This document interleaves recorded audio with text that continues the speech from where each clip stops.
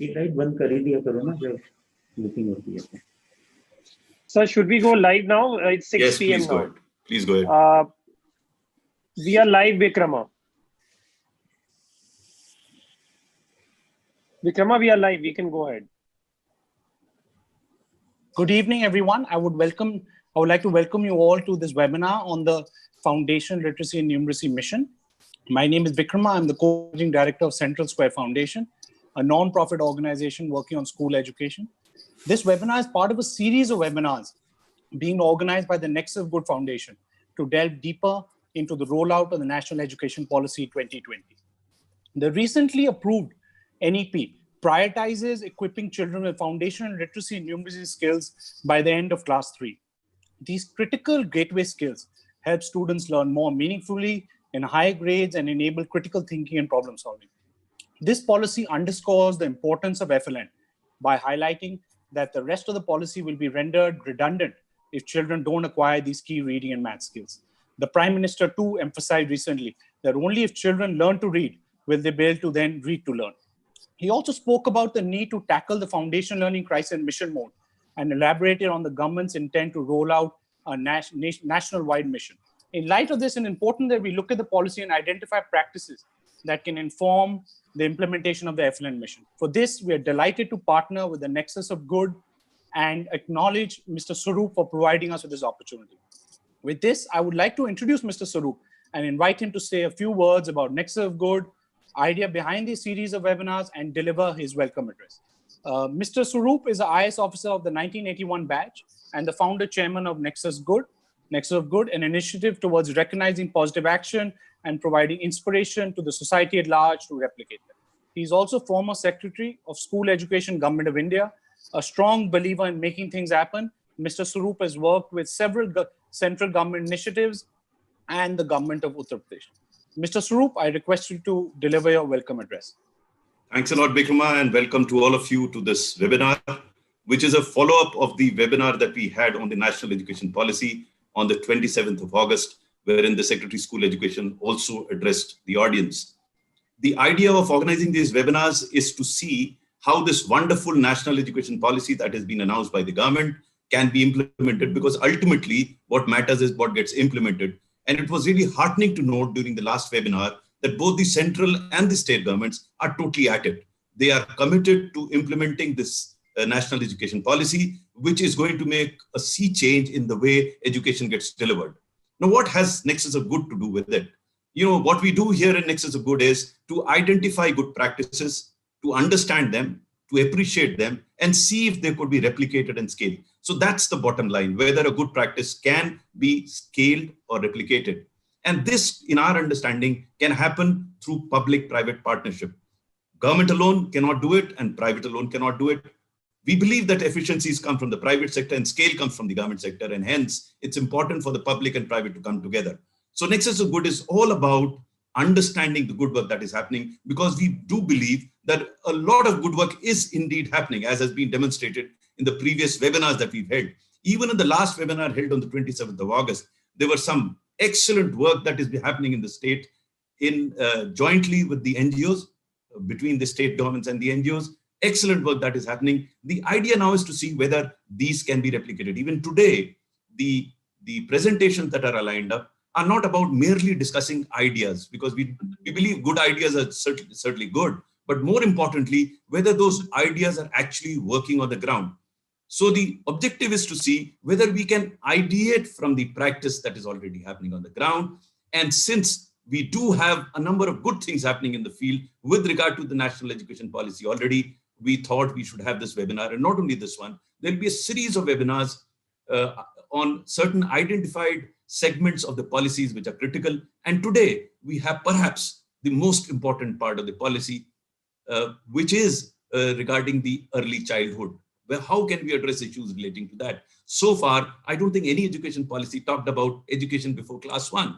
And now researchers have clearly established that the brain of the child gets firmed up in the initial years, 80 to 90% of it. And hence, I think very rightly, the national education policy lays emphasis on it.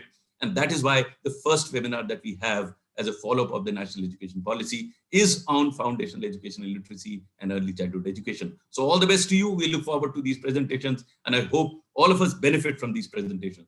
Thank you very much. Over to you, Vikrama. Thank you, Mr. Swaroop, for underlying how important the National FLN mission is going to be and how acquisition of foundation learning skills among children can contribute towards improving the overall quality of school education in this country. We understand that following the announcement of the FLN mission by the Finance Minister, the Education Ministry has already started the work and consultations on the foundation learning mission. It is heartening that the ministry is consulting state governments and key stakeholders in designing the program. Several state governments and NGOs are already running foundation learning programs across the country. There is an opportunity to learn from these states and NGO-led initiatives. We are glad that Manish Gargji, who has been with the ministry for a long time and is leading the efforts on foundation learning from the center, has kindly agreed to deliver today's keynote address. Manish Ji is an IS officer of the 1996 batch from Himachal Pradesh. Manish Ji is currently serving as Joint Secretary with the Ministry of Education. It is my pleasure to invite Manish Ji to deliver the keynote address and learn more about the ministry's plan on foundation learning. Manish sir, over to you. Manish sir, we have 20 minutes for this slot, and we hope to take some questions as well. Okay. Yeah, good evening, everyone. Good evening, sir. I would like to thank Anil Swaroop sir for organizing this webinar on a very important aspect of the national education policy, probably the most important aspect of the NEP. And as he has also said in his background, and I thank him for inviting me for this webinar. So I've got a small presentation which I hope can be uploaded centrally. Yes, I'm just going in. Ayush, can you give me the access to share the screen? Preksha, please give access to page for screen sharing. Yeah, given.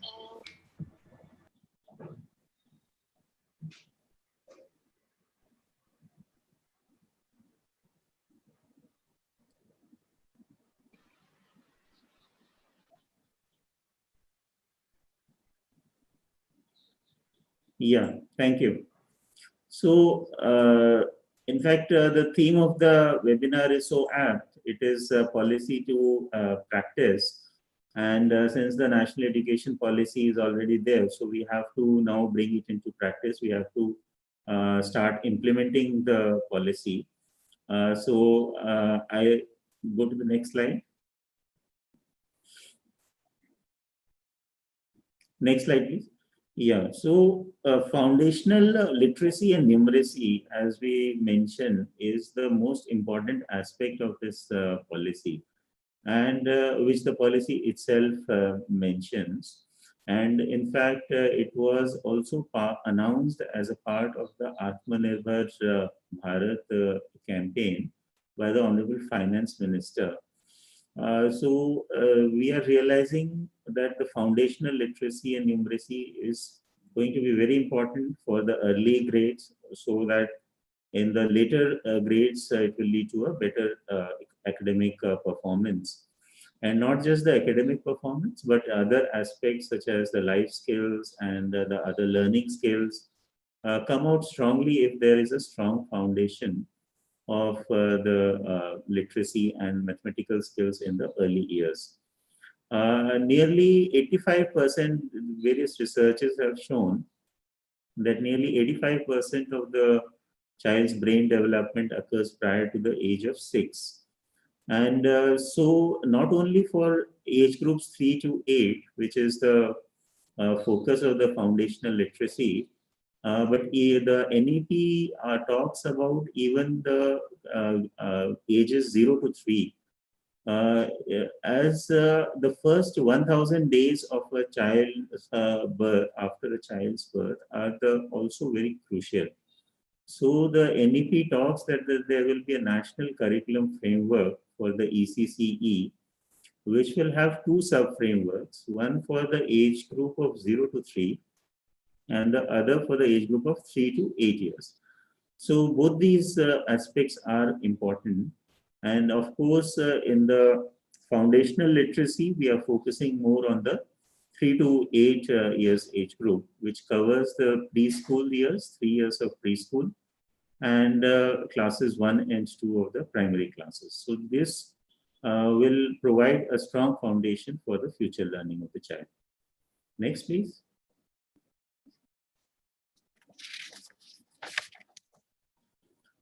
So if we look at the early language and literacy, the basic purpose is to enable all children to read fluently and with comprehension. Now, the oral reading fluency, ORF, is going to be very important. And it is seen that there is an optimal speed at which a person has to read to be able to understand. So understanding with reading, and not only the known text, but the unknown text, that is important. Sometimes we see that children are able to read the known text very fluently, but when it comes to some unknown text, the words may be the same, but if an unknown text comes, then they are unable to read properly. So we have to look at reading fluently, both known as well as unknown text, and with comprehension. And we need to have very clear goals on that. For example, Honorable Prime Minister, in his speech in the School Education Conclave, he announced that there should be a reading fluency of 30 to 35 words per minute. This should become like a national goal to be achieved by every child in the shortest possible time. And not only the reading, but they should be able to express themselves with clarity, both orally and through independent writing. And they will develop an interest and habit of the reading. Next, please. Now, for the core components of early language and literacy, of course, are the emergent literacy, which includes both reading and writing skills. I'll come to that a little later. Then oral language skills, phonological awareness, the decoding of the script, vocabulary development, reading with comprehension, and reading fluently at an optimal speed, and learning to write and developing the habit of reading. So for these aspects, the child, for the emergent literacy, the child needs a lot of exposure to the print-rich material. It could be textbooks, it could be any notice board, it could be charts, it could be a signboard. So all kinds of text material they need to be exposed to. And for the emergent reading skills, it basically means that some familiarity with the print material. So there should be able to correlate that this words correspond to the objects or to the activities. And emergent writing skills, which involves the fine motor development, directionality, that we have to write from left to right or top to bottom, doing initial drawing and scribbling. So those kind of skills come in. And of course, the oral language skills are there, the speaking skills, and the phonological awareness has to come along with that. So that they can read and say the words properly, even if it is an unknown text. Then decoding of whatever they have read. So I may be able to read any script. I may be able to read a little bit of, say, Tamil script. But if so that is called decoding. I can read the word.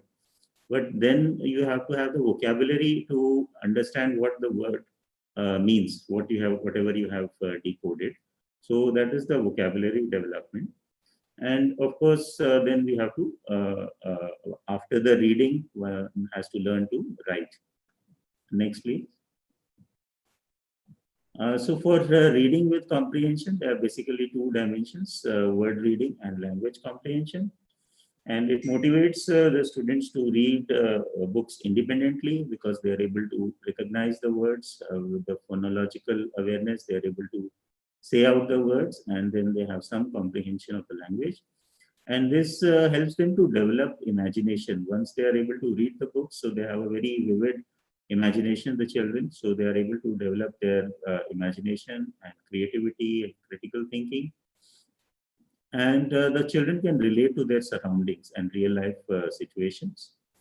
For the writing, it enables the students to explore, shape, and clarify their thoughts and how to communicate them. So there are 4 stages of writing development, which is emergent writing, so drawing and scribbling, then introduction to conventional writing, then structured writing skills at the alphabet level, Varna, Akshara level, then a word level, and then the sentence level. They have to progress, have a progression in that regard.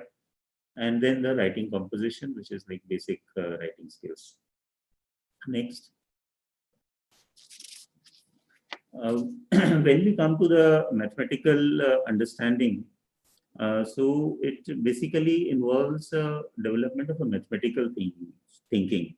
So we should not be like going directly into the numbers or directly going into the formulas and the sums, but actually encouraging children to visualize, to reason in their environment itself.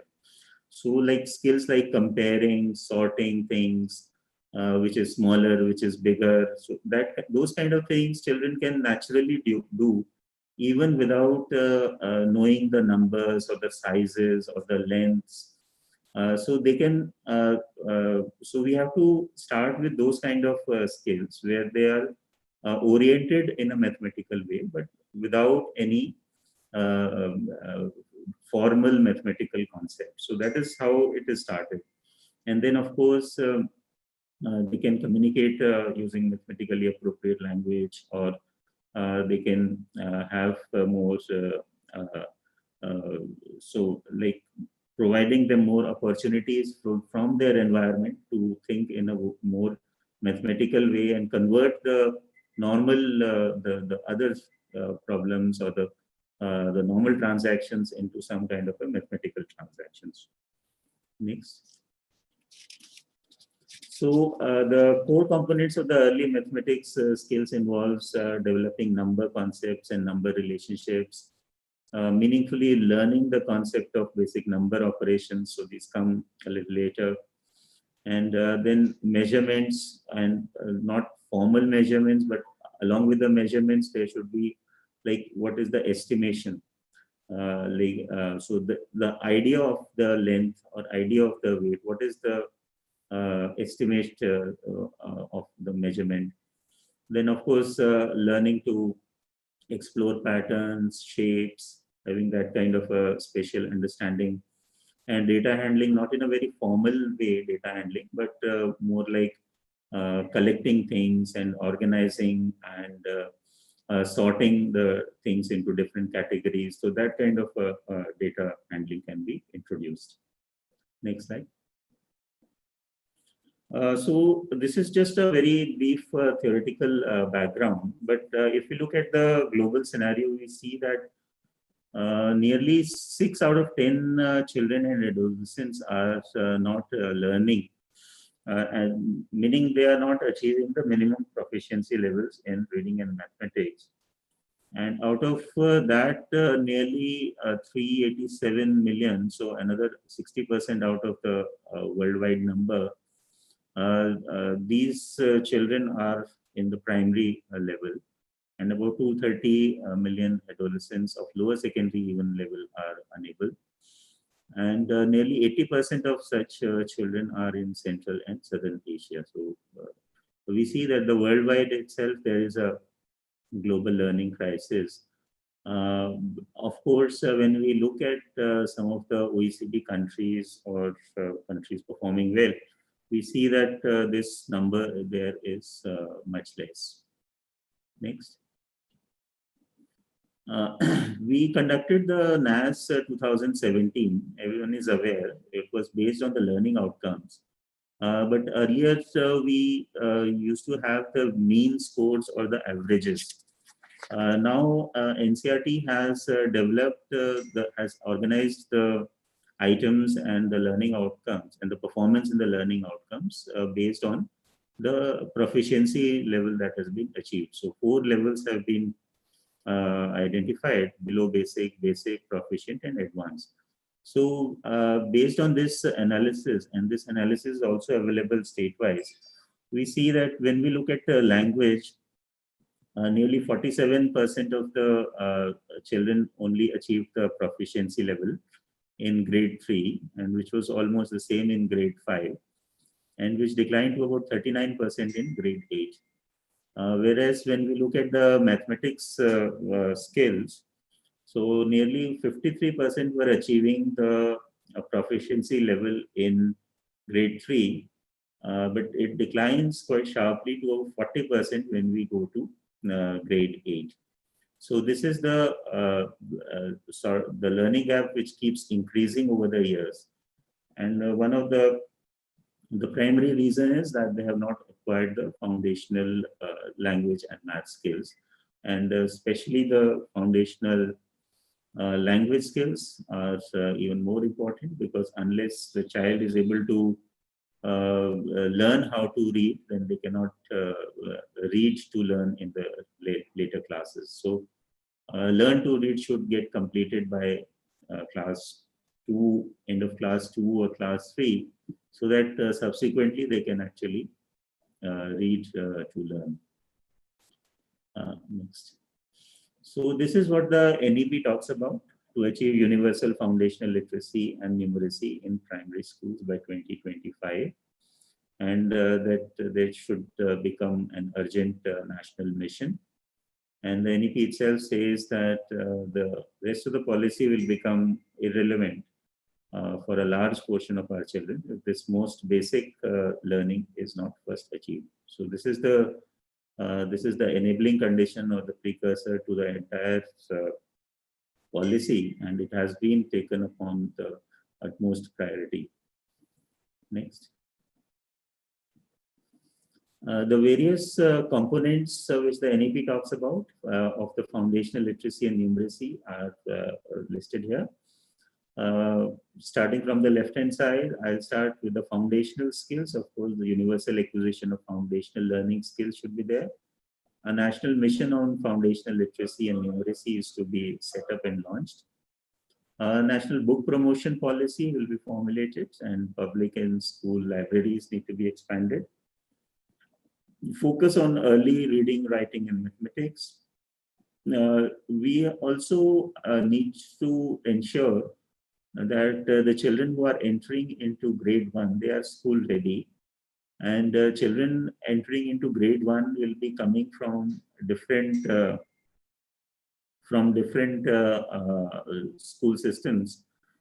So we are designing a 3-month play-based school preparation module that needs to be there for all the grade 1 students, whether they are coming from the Anganwadi center or from the Balvatika or from the primary school. And creating a national repository of high quality teaching and learning resources and enabling them through Diksha, and strengthening of the school libraries, including the digital libraries. Next, please. The implementation strategy is most important, how to go about this implementation. Firstly, the launch of the National Mission for Foundational Literacy and Numeracy, which we hope to create and launch by December 2020. For this, a governance structure will be created for both the center and the states. There will be some support structure both at the central and the state level. Mission document is being prepared. As Vikrama said in the beginning, we have already started working on it, and a committee has been set up to prepare this mission document along with the states and some experts. And measurable metrics for each class and each level are also being prepared. And the roadmap for the states to implement the mission will be released once the document is complete. And the funding for the, we are also tying up the funding for the mission under the Samagra Shiksha scheme, which is a centrally sponsored scheme. Next. The national mission will, these are the areas where we are focusing on while developing the national mission. First is the goal setting. The national targets will have to be clearly outlined along with the state level targets. Then pedagogical aspects and curriculum is very important, which NCERT has started developing. Capacity building of teachers and other stakeholders, especially on FLN, is very important. On other aspects, we've been training, doing the capacity building of teachers. So this will focus on the FLN aspects and the various pedagogies required for undertaking foundational literacy and numeracy. Teacher, we need to have a lot of teaching learning materials, and varied classroom practices have to be adopted. There cannot be a single solution. We need to have different school-based assessments are especially important for grades 1 to 3, and even, of course, for the earlier grades. These school-based assessments will have to be embedded in the teaching learning process itself. And these have to be, the teachers have to be specially empowered and trained to undertake the school-based assessments. And it will be focusing not only on the cognitive aspects, but as the life skills and the learning skills of the child as well, so that a holistic kind of a view can be developed. And this will also lead to the development of the holistic progress card, which the new education policy also talks about. And of course, stakeholders engagement is very important. Especially the parents need to be made aware of the learning goals of the FLN mission, and they should be clearly able to understand and know what is expected at in which quarter or in which year. That should be clearly and in very simple language it should be delineated. And of course, we need a robust IT system along with the big data analytics so that we can actually track the progress and take remedial steps or take further necessary action. So the IT system will also need to be developed. Next. This will be implemented, of course, in partnership with the states. So the implementation framework will cover all the states, and all the states and UTs will be preparing their own annual action plans, annual implementation plans, which are state specific and the state specific also. And then we need to augment the capacity of the SCRTs, diets, principals, and teachers so that they can provide the academic support for implementing this annual implementation plan. And we cannot forget that various enablers will be required for actually achieving this, which are in the form of filling up of vacancies or having adequate number of teachers in every school, engaging of counselors, strengthening of school infrastructure, and usage of other teachers and resources to achieve the targets in a phased manner. So these enablers we cannot forget. So we have to focus on this itself.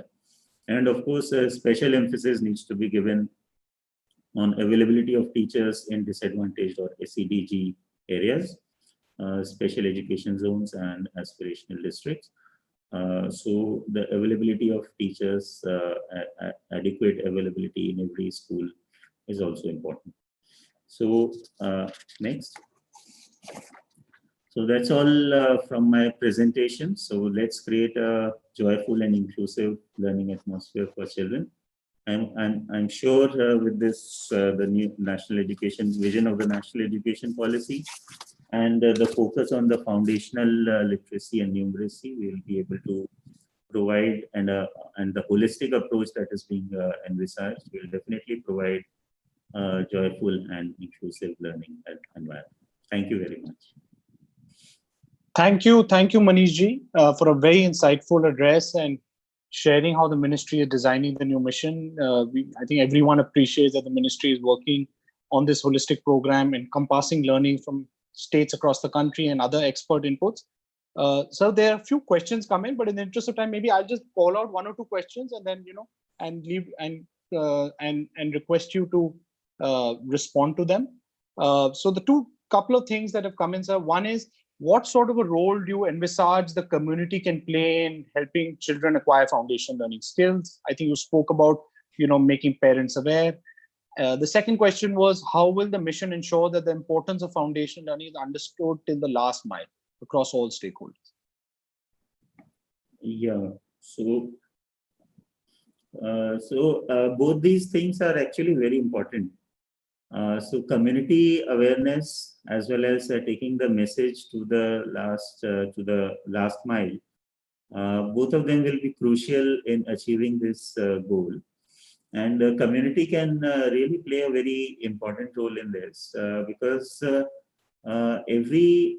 has to be a learning environment, creation of a learning environment in the vicinity of the school. And the community as a whole has to be aware that this is what is expected of the children. So whatever children, the children that are going to school or not even going to school. So first of all, the community has to mobilize.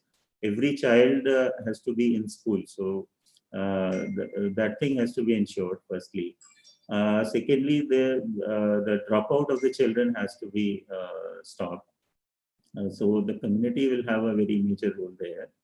And then the learning outcomes. So if we are able to, and the goal is that if we are able to convey in a very simple format and in a simple language that what is expected of a child at what level, then we can get the community involvement in the learning process itself. And even the community or the volunteers, they can come in. They can collaborate with the school. They can read out. They can help the children in achieving that oral reading fluency. So the role of volunteers has also been listed out very clearly. That volunteers and alumni of the schools or other people, they can also come in and they can collaborate with the school and contribute in the reading abilities and the mathematical abilities of the child.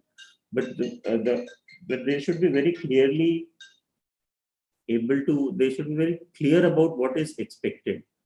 And the goals have to be very simply conveyed and very clearly conveyed. I think then we can get a lot of participation from the community. Sure, sir. So I know we have to move on, but one question another question that's come up is the role of the National Book Mission. I think, sir, they're saying that research is showing that at least every child should have access to 100 books, in their mother tongue, to achieve fluency. So, sir, any thoughts on that? Yeah. So the NEP talks about the book promotion policy. So that will be separately developed. But even earlier, under our centrally sponsored scheme of Samagra Shiksha, we have made a provision for strengthening of school libraries and providing of books regularly to the school libraries. So there is a provision of an annual grant. And the entire focus of, I think, this literacy mission, foundational literacy mission, has to be on providing of supplementary reading material and books, simple books, and which interest the children, with story books, interesting anecdotes.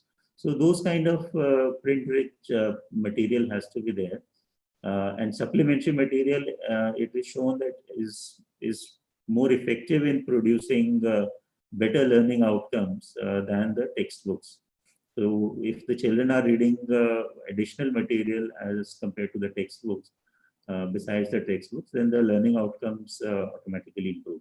Maybe it is because then they get exposure to the unknown text and they are able to read independently and understand independently. So they have better exposure and better learning outcomes.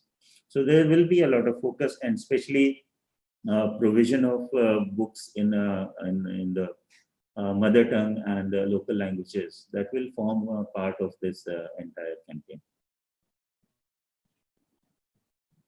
Thank you so much, Manisa, for your presentation and for your thoughts on what shape the foundation learning mission can take. Thank you, sir, for your time. Thank you. Hope you will stay with us for the rest of the discussion. I have to go somewhere actually, but I'll try to rejoin after some time. Maybe. Sure, sir. Sure, sir. At that stage, maybe we'll have more questions. Thank you so much, sir. Thank you. I would now like to move into the first panel of speakers on statewide programs on foundational learning. NEP says that all state/UT governments will immediately prepare an implementation plan for attaining universal foundation literacy and numeracy in all primary schools and identify stage-wise targets. Some states are already working on these aspects. And today we have with us leaders from 2 states and Pratham, who will share learnings from their experience on working on statewide foundation learning programs. Before I invite our esteemed panelists to speak, I would like to set a few ground rules. We would like to request the audience, esteemed audience who are participating in the webinar through YouTube, to keep sharing their questions using the live chat feature. Please do not forget to mention the name of the panelist to whom your question is directed. We are tracking all questions and be sharing your reaction and posing questions to the respective speakers. The speakers are requested to keep their presentation limited to 8 to 10 minutes so that we have sufficient time for a meaningful discussion and for addressing the audience questions. We will alert speakers about the duration of the presentation using the chat feature on Zoom. I will send out a message when we complete 8 minutes and also when the presentation exceeds the 10-minute limit.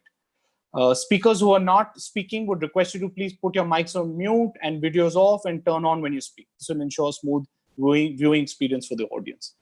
Now, without taking my time, I would like to invite our first speaker, Mr. Rahul Sharma, who is the Principal Secretary of Education in Jharkhand. Rahul ji has been the Secretary of Jharkhand's Labor, Employment and Training Department, Tourism and Youth Affairs.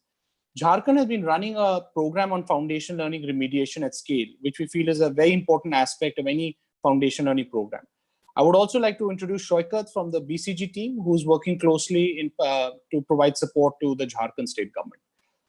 Would request Rahul ji to talk about Jharkhand's intervention and share learnings from the program. Rahul ji, would request you to keep your presentation limit to 8 to 10 minutes. Over to you, sir. Thank you, Vikramaji. Good evening to all the esteemed persons on the panel. Rahul, can you be slightly louder? Slightly louder, maybe. Not audible, sir. Maybe I'll remove the. Is it okay, sir, now? Yeah, it's much better, much better. Thank you. I'll be talking about one of the initiatives that was taken in the state that was regarding foundational learning. That was started in 2018. That was around October 18. And we are thankful to Niti Aayog for actually we have a program running called SAT, which Niti Aayog and Government of Jharkhand is jointly doing. It was one of the main initiatives that was taken up in that program. We have almost completed 2.5 years in that program. And BCG team is closely associated with that in actually conceptualizing the program and implementing it. Can you share the presentation? Vikramaji, presentation. It's coming up. Yeah, thank you.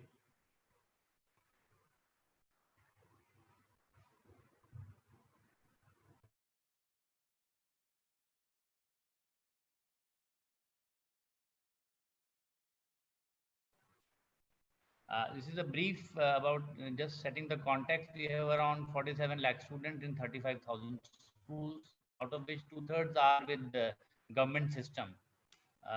Largely, it's a rural state. I think approximately more than 60% of the people stay in the rural areas where there are a large number of rural schools. Most of the rural schools are situated. Next.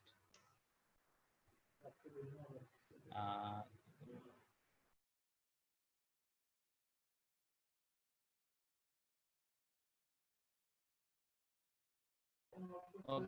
Okay. This is based on the NAS 2017, which the Joint Secretary Education Department was also talking about. And as we can see that what you were showing, the levels below 30% is around 16%, and 30 to 50% is 24%, which we cannot say that it is satisfactory, and it worsens as we go up. As we go up in the grades, it keeps on worsening. As you see on the right side, that almost 50% of the students in class 6 cannot write full English sentences. 21% of the students actually drop out after class 9, and in class 10 the results are around 58 to 60%, which has gone up slightly. Now it's almost at 60, 65, 66%, but this is the general scenario of the system here. So this, the program that was started, we called it Gyan Setu. It was actually a learning enhancement program, and where we were targeting students who were behind grade level. What were the basics? I'm going to talk about it, how, what was the basics, what was being done, and how it was being implemented. Can we go to the next slide, please? So it was, if you look at it in 1 year, we have done it almost 1.5 years now we have done it. But the second year evaluation has not come because of the COVID thing. It started in October 2018 first, which evaluation was done the next year. And as you see that how this was executed, students who were not at grade level, we had separate sections for them in all the schools. And kind of similar learning level students were made to sit together, where special customized worksheets and workbooks were designed, and they were, those worksheets, the students were taught to do those worksheets, and they were tested on those worksheets also. So the huge program where we had almost 40 lakh students, almost all the students were covered, and almost 1.5 to 2 lakh students were tested every month. We had used services of approximately 4,000 BRPs, CRPs in this program, and who were visiting these schools every day. In every school, they were meeting 3 to 4 students who were being tested. Next slide, please.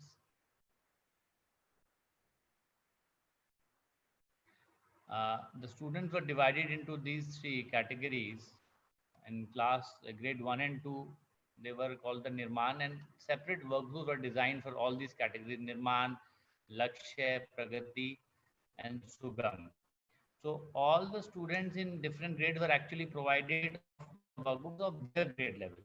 So somebody who is at grade level 2, whether he is in class grade 5 or whether he is in grade 3, was provided the workbook for the grade level 1 or 2, which where all the students of the same grade level sitting together, and they were basically there was improvement. We were trying to make improvement in their learning level when they were made to sit together, and they were taught at their grade level and with these workbooks, and we had very encouraging results, which I'm going to talk about next. These were some of the workbooks. Our JCRT, SCRT over here had done extensively work on these workbooks, and all the 40 lakh students are now being provided with these workbooks along with the textbooks after their grade levels are decided. Once their grade levels are decided, the textbooks are printed, these workbooks, and these are distributed all across the students. So this has been done for 2 academic years now. Next. This is some of the workbook, sample workbook pages. Next slide, please. So these are the how the program was implemented. Almost 1 lakh teachers for the elementary level were actually trained physically on these strategies. And the interesting part is that we have a very large number of contractual teachers working in Jharkhand who actually participated in the program, whom we call it para teachers over here. Then second part was monitoring. A very robust MIS was developed for this. We call it E-Vidya Vahini over here in Jharkhand, where these 60,000 visits that were being made every month. And as I was telling you, almost 3 to 4 child per school were being tested. It's almost 1.8 lakh children were being tested every month as we were monitoring it. And we had a regular call center working here where 500 calls were being made every day just to monitor what was happening. Then the state project director and all the district officials were systematically actually reviewing it every week. They used to review it, what is happening all across the state. And everything was kind of standardized, the review points, what were the instructions that were being shared. They were all institutionalized, the district and block level. Then we had a system of Parivartan Dals, where different teachers were being constituted. These teachers and PRP, CRPs were being grouped into different groups, as they were called Parivartan Dals. And the better schools were kind of encouraged to support the nearby schools. That was a mentorship model. Fourth point was assessments. As I told you, that main thing was that these students who were being made, who were not at grade level, who had these workbooks for different grades being distributed to them, they were being spot tested every month, or more, almost 1.5 lakh students were being uh, spot tested on foundational competencies. And this was done on a very rigorously, it was being done without any lapses. Very strong monitoring at block, district, and even at the state level, with the help of the call center and the MIS based monitoring that we were getting it done. And there was a regular system of rewards and recognition, and there was a system of certification of schools which was introduced, where bronze, silver, and gold certification was introduced. We could do it for 1 year. The second year certification, we were not able to do it. We'll talk in detail Rahul, about can you be slightly louder? There is a feedback that is coming. People are unable to hear you. Can you be slightly louder? Thank you.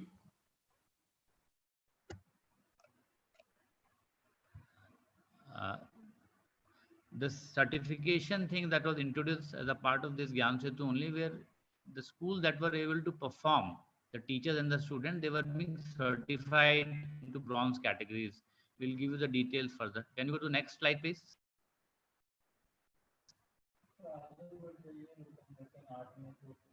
Yeah. Yeah.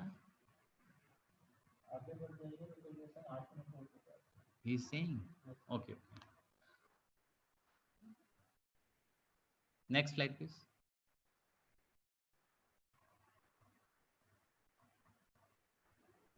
As somebody was asking the previous speaker about the community involvement, so there was a Lakshya pledge that was being done throughout the state. We had taken two dates were actually taken for the whole state. As you see that in the first day, there was attendance of 30% almost. The parents were in this 30% of the school, the parents were, and this is the pledge that was taken by the teachers as well as the parents and guardians, that we would like to contribute in whatever way possible so that these children attain grade levels. This is how the community was mobilized in this.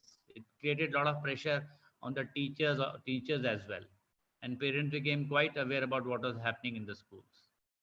Next, please.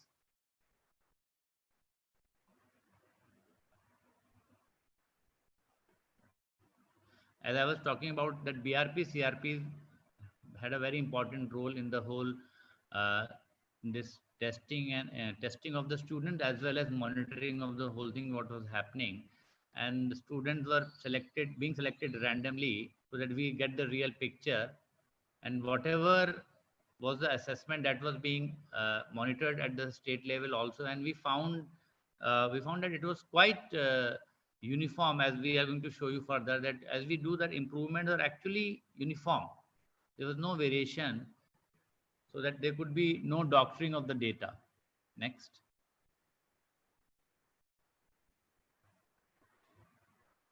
If you see that this is October 18, class 1 to 10. If you see, these are this is from 1st to 10th, then 11 to 20th, and 21st to 31st. If you see, the data is almost it maps. If you see, it is just like the variations are in decimal points only. If you see that recognized 2-digit numbers, if you see the first row, so if you see the first table, it is 67.2 for the grade 1 students. It is in the second week, it is 66.9, and the third week it is 67. There's a very striking uniformity in the data in all across. So we could actually rely on the data. Rahul, this is absolutely amazing, but we are running out of time. Can you conclude in next couple of minutes? Yes. Thank you. You can go on the certification thing. Can you go to the next slide, please? This was the kind of improvement that was being monitored on all the students. Next slide, please.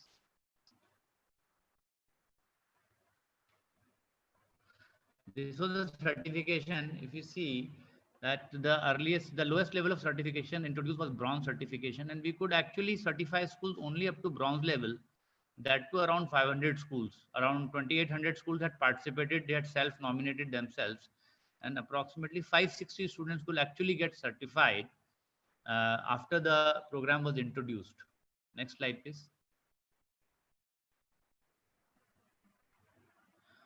If you see, look at the Jharkhand certification program. So it was an external agency which was actually doing the certification. First level was being done by the BRPs, CRPs, who was verifying.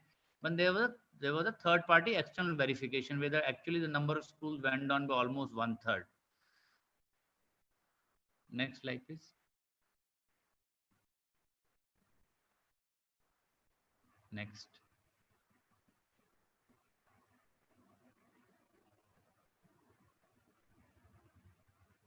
This was the certification data. If you see in the first year, almost 2,700 schools had self-nominated, out of which 600 were bronze certified, where all the students were at their grade level. 75% of students were at their grade level. These are some of the cutting. The certification program was introduced, organized at the state level, where all the senior dignitaries had participated. A lot of recognition came to all these schools who had actually got it done well. You can go to the next slide, please.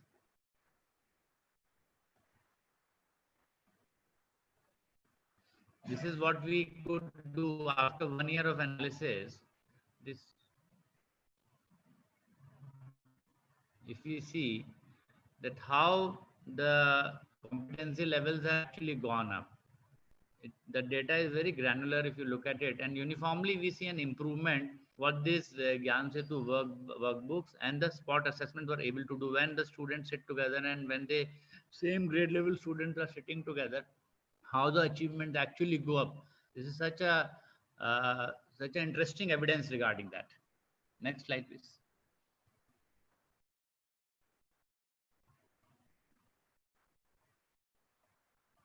Next slide.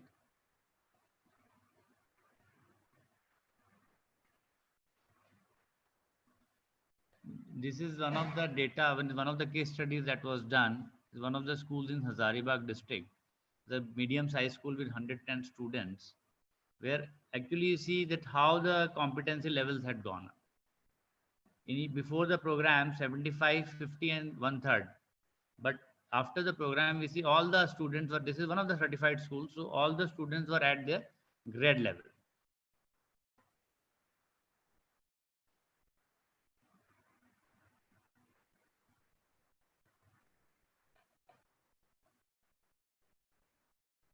This is some of the interesting learnings from my experience, that as I was talking to you about that this contractual teachers, we found that most of the performance of the contractual teachers, although they are not so well trained or well paid, but performance is almost similar. This is what this data shows. And with what we find at robust assessment, as we were talking about earlier, that actually helps us in achieving these objectives. Schools with better attendance were actually better certified. If you see the attendance, wherever the attendance is better, the percentage of schools that passed in verification for certification, that was higher. Similarly, where the teacher ratio is better, percentage of schools verified, we see that where the PTR is better, the percentage of verified schools, which is quite logical also, but this is the kind of evidence that the whole program has generated. Next slide, please.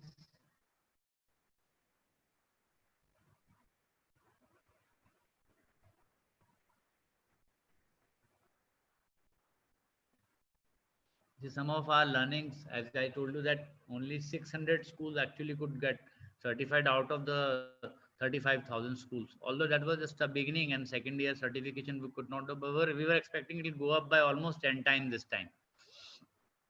And then as we see, these problems are universal, that shortage of teachers is there. Most of the schools, we find that half of the schools have less than 2 teachers here in Jharkhand. Then there were certain issues regarding elections, and there was a strike by these contractual teachers, which also has affected our problem. Next slide, please.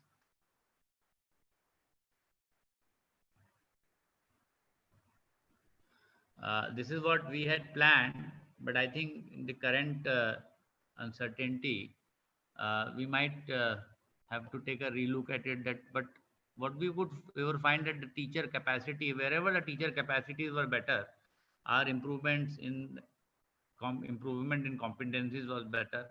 We have to take a relook at the contents also, because we are looking at textbooks also. We will feel some of the exercises that we had in these exercise books, we'd like to introduce in the textbooks as well, so that it's a part of the textbook itself.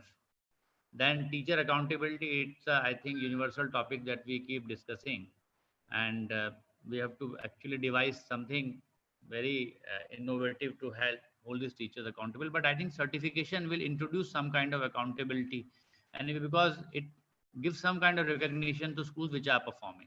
Next slide, please.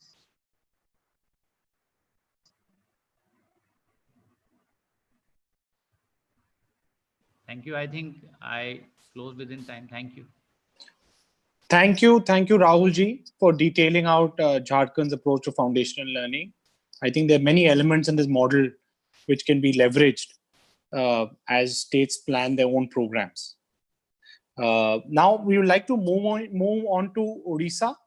The NEP 2020 has also fueled a debate on the issue of mother tongue or learning in home language. While the earlier policy had also suggested a 3-language formula, and RT talks about teaching children in early grades in their mother tongue, Odisha is a state that has shown how multilingual education can actually be imparted effectively. Building capacities of teachers to teach in multilingual classroom environments, to developing dictionaries in 21 local languages, Odisha has done phenomenal work in this area and is now gearing up to launch the state FLN program. We have with us Mr. Bhupinder Singh Punia, State Project Director, Odisha. Bhupinder ji is a 2008 batch IS officer who will talk about the state's work on multilingual education and foundational learning.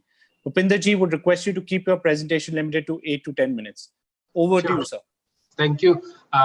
Thank you, sir, for providing this opportunity to share our work. And I also thank Manish sir and Rahul sir for their very informative and wonderful presentation. So actually, sir, we have been in Odisha, have experience of planning, rolling out, monitoring, implementing large-scale learning enhancement program, and monitoring all these programs.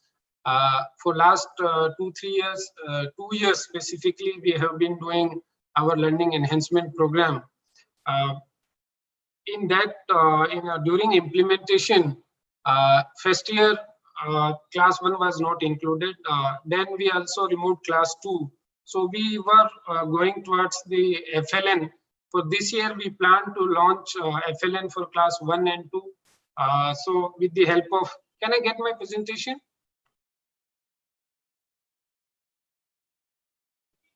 Next, please. So with the, actually for all our programs, NEP or the FLN, teachers are the main stakeholders, from planning to designing, implementing, feedback, and monitoring. So we are taking help of the organization, LLF, Akshara Foundation, but basically we are, our SCRT and teachers are helping us in designing all these things. The third thing I would like to say is our mother tongue based multilingual education. For that, we have in 21 tribal languages. We have been doing it from 2007-8, and this will also help in starting in tribal areas, not only the dropout or the enrollment, but even those who are coming to the schools. So there was a kind of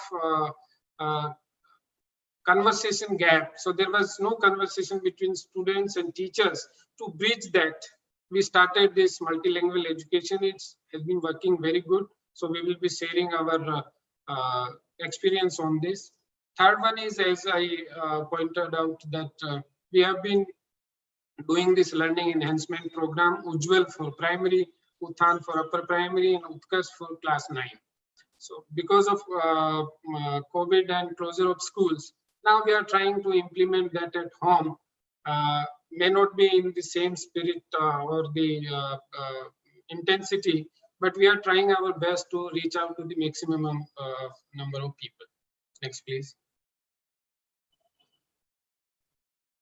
So for this numeracy and literacy, we have designed our FLN for class 1 and 2. Akshara Foundation is helping us in designing the numeracy thing.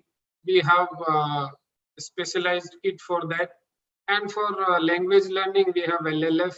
So this basically we have developed, as earlier it was discussed, that students should have exposure to a lot of print materials. So different kinds of material is being developed in this FLN. Next, please.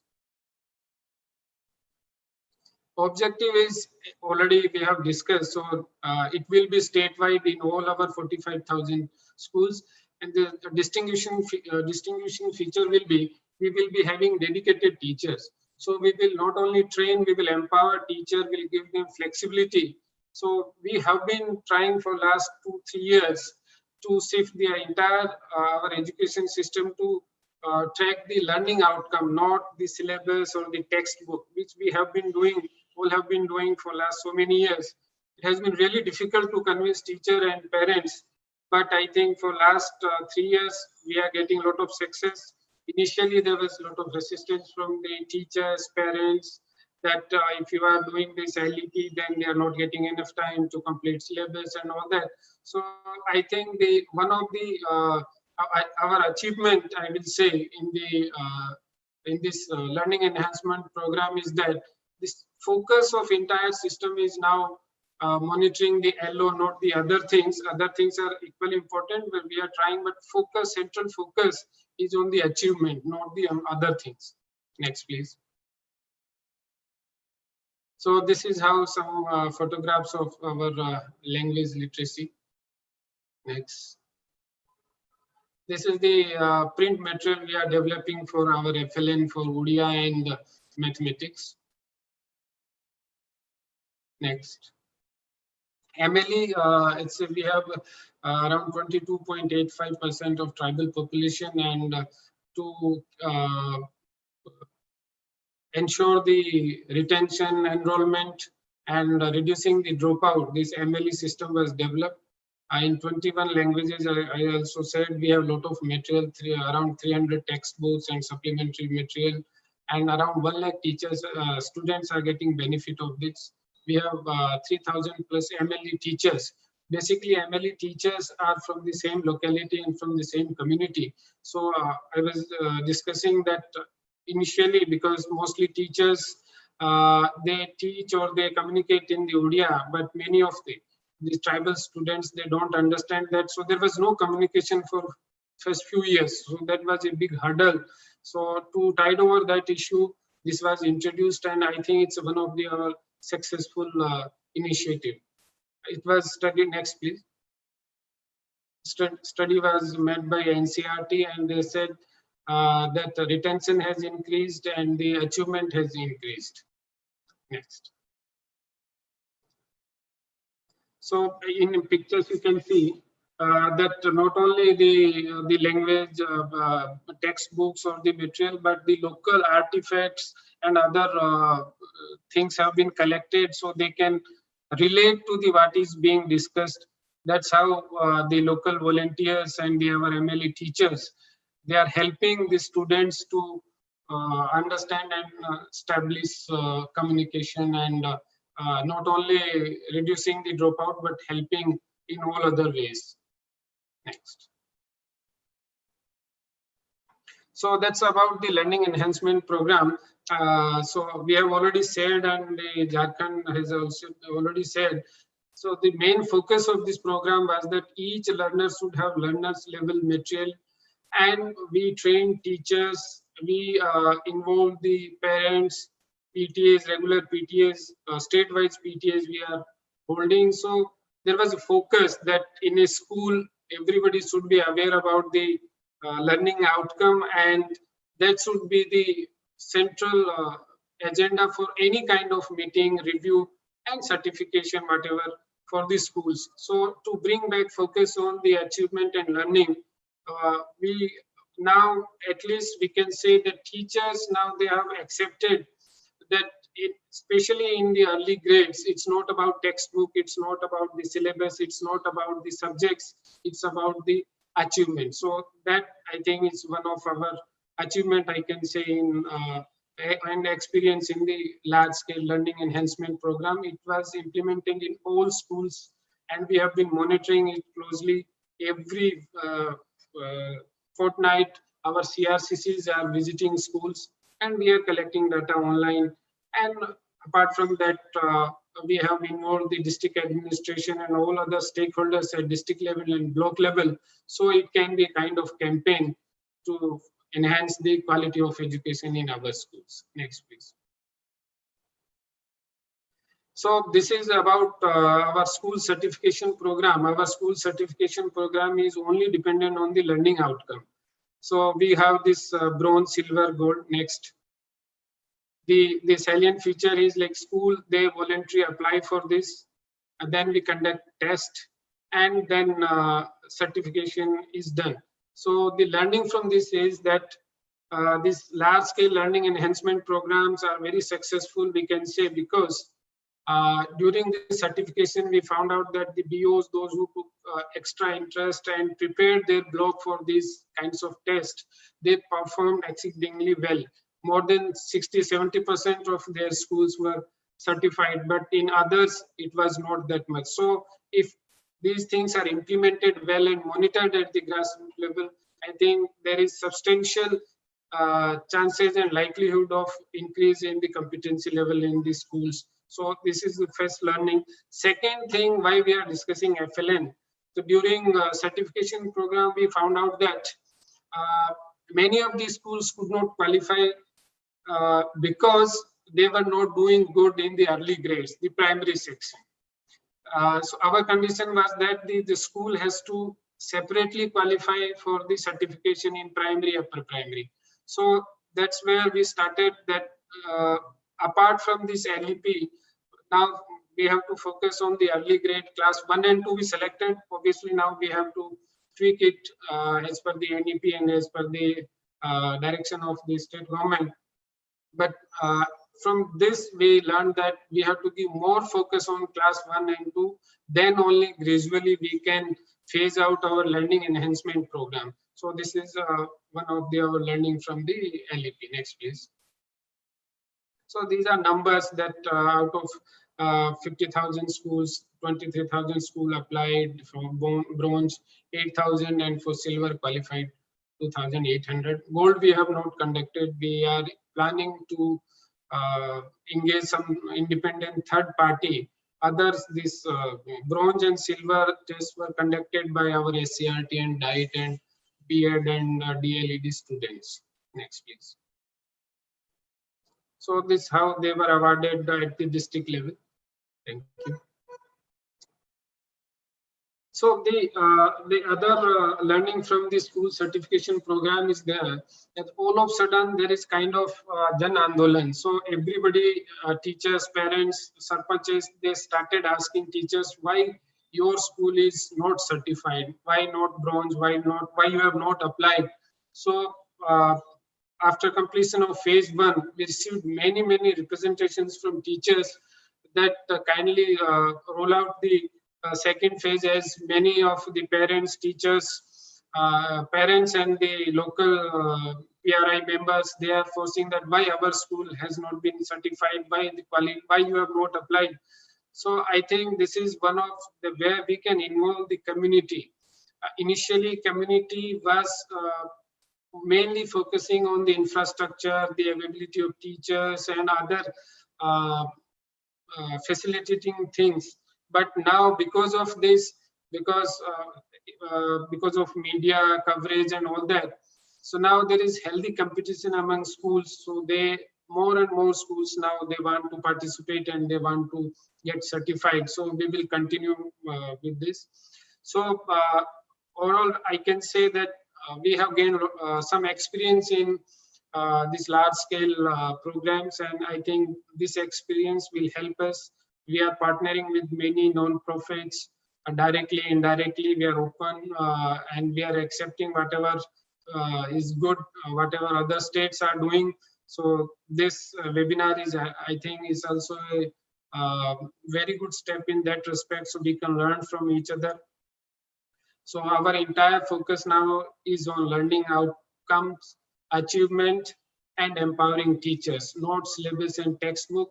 So if we are trying to give this message very loud and clear, I think community will help us. Our experience in holding large-scale PTAs, where the mothers, they were comparing answer sheets and were asking questions to teachers regarding the performance of their kids. So I think it's a good start, and I hope with help of all, we will be able to not only launch, but to successfully implement the FLN. Thank you. I think I have completed on dot time. Absolutely, sir. Thank you, Mr. Punia, for taking us through the tremendous work that Odisha is doing on foundational learning and showing and communicating all this within the stipulated time. I think there'll be several questions around this at the later, sir. Now moving to the next presentation. Pratham is one of the leading non-profit organizations in this country, working across early childhood education and foundational learning. Pratham has worked closely with governments in several states, including Rajasthan, Himachal, Uttar Pradesh, and many other states. We have with us Dr. Rukmini Banerjee, who is the CEO of Pratham and has led Pratham's research and assessment efforts, which have included the internationally acknowledged Annual Status of Education Report since 2005. Rukmini, would request you to limit your presentation to 8 to 10 minutes. Over to you, please.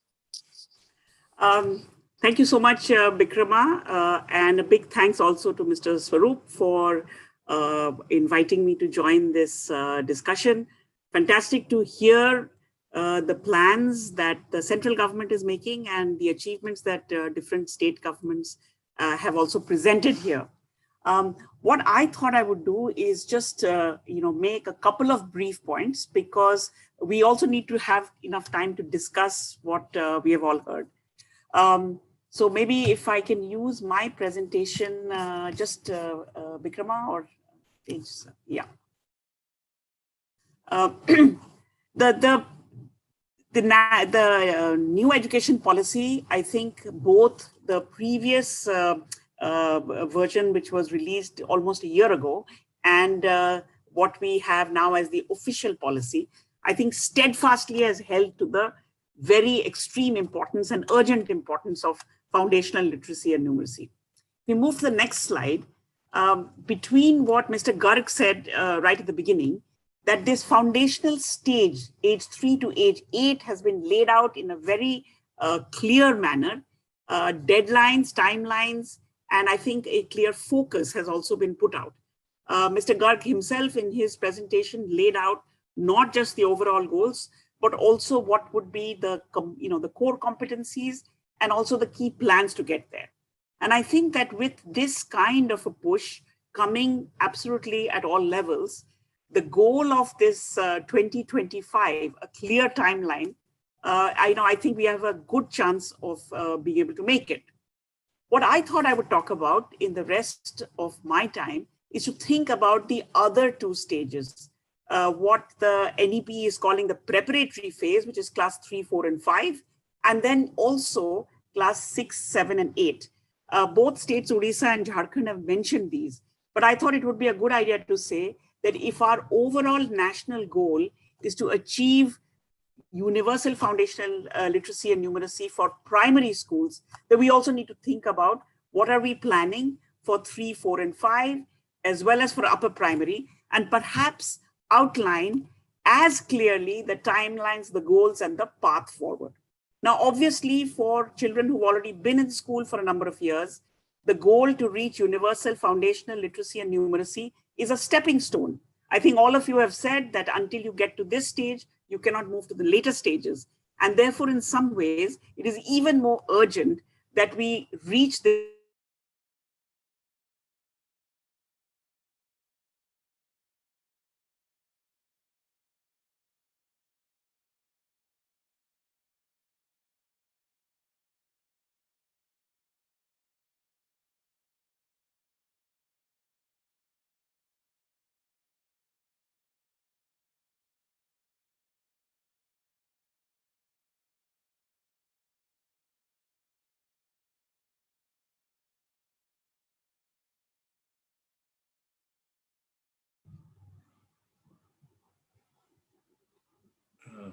Vikrama, it appears that there is some internet Yes. problem at her end. Rukmini, we can't hear you. I think there was some technical glitch.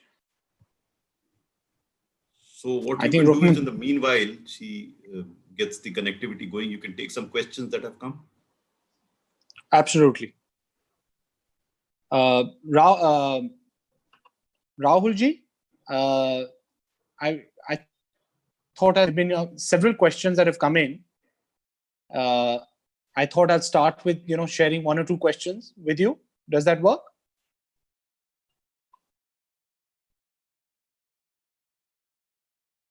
So Rahulji, for the work in Jharkhand, I think one of the questions that has come in is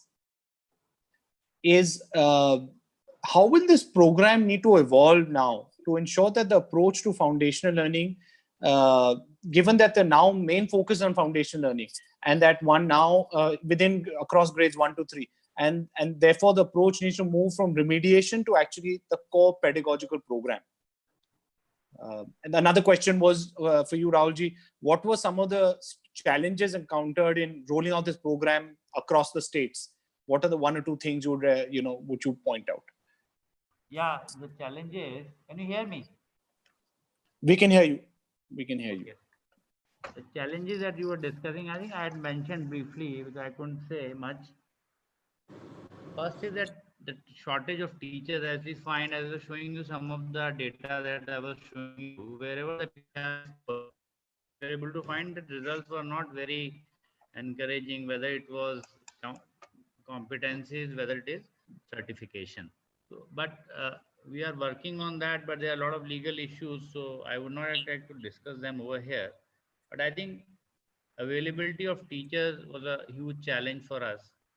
Then the number of hours that we are giving to these children, I think we need to take a look at that also, how we can kind of increase that, how would you change the academic calendar in the schools. Because of these elections and this strike, lot of time was lost. But I think that is not a regular feature, but we need to look at that also. And as now it's going to become a national mission, I feel we would be able to strengthen it further. I feel the program has done real good, but the problem is that looking at 1.5 years of data, teacher training, we have to increase teacher training, that we have to redesign the books and worksheets again based on our experience. And monitoring, I think we need to systematize it so it becomes a part of our regular teaching kind of thing, because this approach is working, it seems, as the evidence shows. So it's quite encouraging as far as we understand, but now it's going to become a national mission, as the Joint Secretary was telling. So I feel funding, etc., might also improve a bit, and some new things might come in. Yeah. Noted, Rahulji. I think Rukmini is back. We can restart that presentation and then go back to Q&A? Tej, can you please put up the presentation, the Pratham presentation again? Yeah, sorry about this. I had very good internet until I started speaking, so this is my apologies. If I just go to the next slide, it's another way to really look at what our learning levels are. If you can see, this is from ASER. Obviously, if I'm presenting, I have to talk about ASER. And we can see that if I look at the top slide, which is reading, that in different ways, whether you use NAS data or USR data, it all points to the same thing, that we have big gaps in being able to read, even as late as standard 5 when you've spent 5 years in school. I even put up the grades 6, 7, and 8, because I think that in that stage as well, the lower table is just a quick summary of where we are on math using the USR tool. And you can see that even this is the national picture, all government schools, all schools, in fact, the standard 8 numbers are showing you that a big deficiency in basic operations is there even up to standard 8. And so for our foundational learning, I think that we will definitely focus on 1 and 2, but we need to do something about these two. If you move to the next slide, I want to just take you through the basic work that we in Pratham have done with many different state governments over the last 5 to 10 years. The overall approach is called teaching at the right level. And I think different people have mentioned it in the Jharkhand presentation. The core idea of grouping children by level, helping to achieve basic goals before you can move on to anything at grade level has already been mentioned. And here are the key elements that in every case that we have worked with state governments that we followed. You do a very simple assessment. The assessment is very much like the USR assessment. Quick, easy to do. Teachers can immediately use it to start grouping. So you group on the basis of current learning levels, and every child is part of the group. We usually group kids between grades 3, 4, and 5 together. And then if we're going to do this in upper primary, which we have done in the past, for example, in Punjab and in Himachal, then the grades 6 to 8 can be grouped together as well. Simple goals to be understood by everyone. I think we're in agreement on that. Parents, teachers, and very often kids understand it as well. You have to be able to read simple text with understanding, express yourselves, basic number knowledge, operations, and other things that have been already spoken about. Now, the key features here are that you allot specific time during the school day, 1 or 2 periods of school day specifically for reading and math, and existing teachers, wherever there are teachers, whatever number there are in the school, in the primary school, will then be allocated to the different groups rather than to the different grades. A key feature, I think, of the success of these efforts across different states has been the fact that the cluster coordinators have played a major role in this. So usually what we recommend and we almost insist is that for the first round, you don't start doing anything with teachers. The cluster coordinators tries out this teaching at the right level approach with their own children daily for a period of about 2 to 3 weeks. Very often state governments say that that will delay the onset of the program. And what we say is that until there are leaders of practice, until there are people who are going to be guiding teachers, we can't move ahead. And in 3 weeks' time, the cluster coordinators themselves can see quite a lot of progress with their own children. And therefore, then they go ahead to train, orient teachers, and then provide very continuous on-site guidance. And then, of course, the progress is tracked regularly. I think many of you know that this method has been evaluated quite rigorously quite a few times in the last 10 years. And we were very proud that in last year's Nobel Prize acceptance speech, that this method and the work that has been done on foundational learning in India could actually be mentioned. Very quickly, if we move to the next slide, just to give you a sense, here are some of the big programs that have been conducted last year. Uttar Pradesh in 2018-19 full state conducted the Grading Learn program, which is a teaching at the right level version. Odu Karnataka, which has been running in Karnataka for the past several years. And then you can see Maharashtra, Chhattisgarh, and also Mumbai. The key thing is that a lot of these programs, because of the way they are implemented, usually only start rolling out by November or December, which gives perhaps anywhere between 50, 60, at max 90 days for implementation. And I've tried to summarize that what in this period is the learning improvement.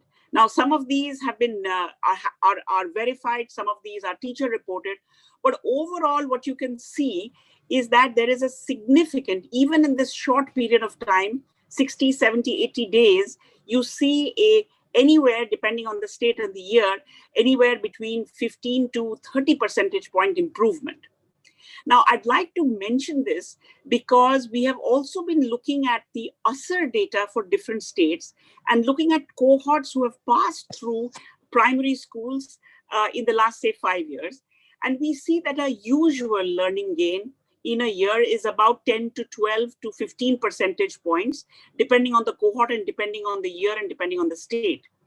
Therefore, if in 50, 60, 70 days, you're able to actually come up with a doubling of that learning improvement, then I think it points to the fact that if you were able to do this in a consistent way for a large part of the school year, beginning at the beginning of the school year, then at least for grades 3 to 5, and certainly for grades higher than that, you could make significant progress in achieving foundational literacy and numeracy for these grades so that they then can go on to the next stage, which is reading to learn.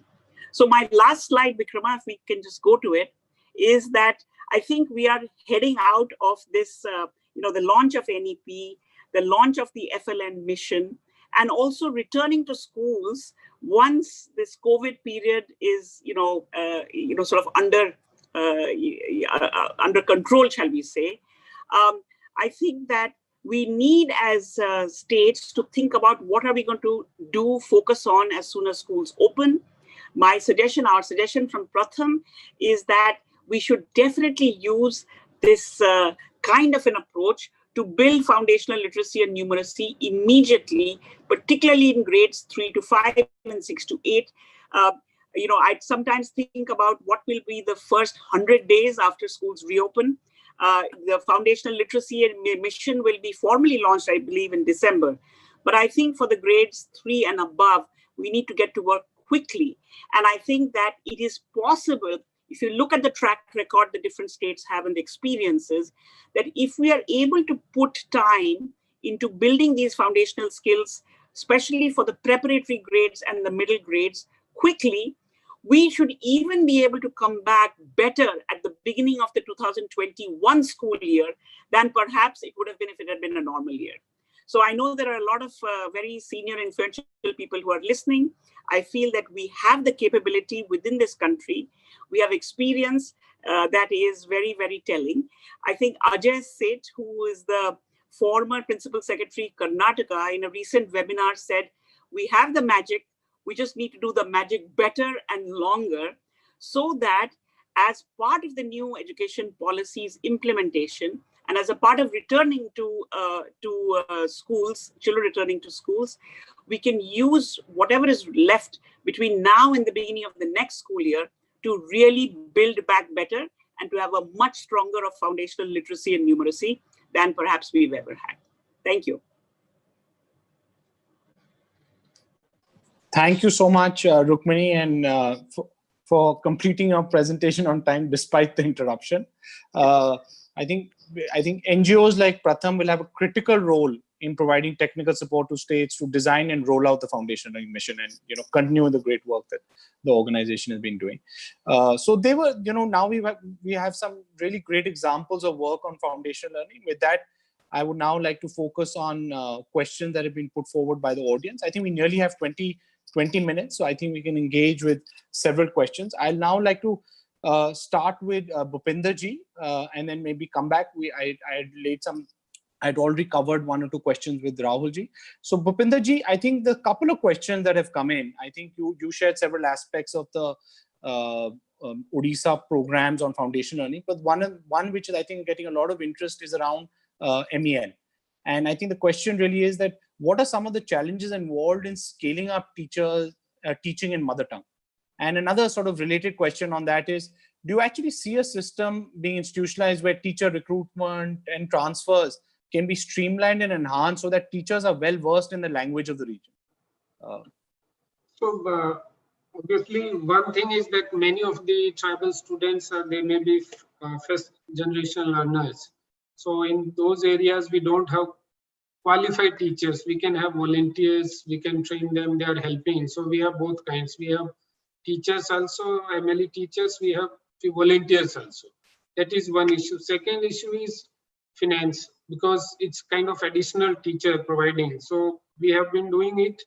And the third thing is, like, if a school has few tribal students, few others, then you have to administratively, there can be some issues because more manpower is required than for other. But I think for the initial grade, if the home language is not the same being taught in the schools, then there won't be any conversation between teachers and students. And in absence of that, I don't think there can be any learning. So it's, I think, worth trying. And you are very right. Many of the teachers, they have been working in those areas. They may be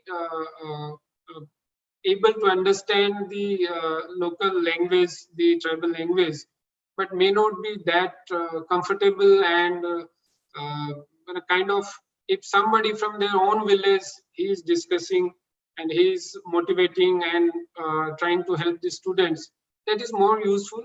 But obviously, over the years, teachers can develop the some kind of knowledge of that language. And now many, one or two NGOs working with us, they are also coming up with digital, some kind of app where even students can search the Odia translation of their language and vice versa, and one or two other language also. So that can also help. So that's, we are also trying to scale up. They have been doing in one or two districts. So the digital content in different tribal languages and local languages, we will leverage that. Thank you. Thank you so much, Bhupinderji. And I think we'll come back for further questions. Rukmini, I think the question put forward for Pratham is that Pratham has already worked on trying to embed the teaching at right level model across several states. What are some of the common challenges and learnings that have emerged, as one now can potentially look at expanding this even further after the FLN mission? I think, Bikrama, one of the common problems that not just we have had, but I think a lot of programs have, even within the government, is this annual planning cycle, where by the time the decisions are taken and actually plans can be deployed, it's quite late in the year. So in fact, I know there have been a lot of discussions on how you can have a multi-year planning so that there are no discontinuities in when programs can roll out.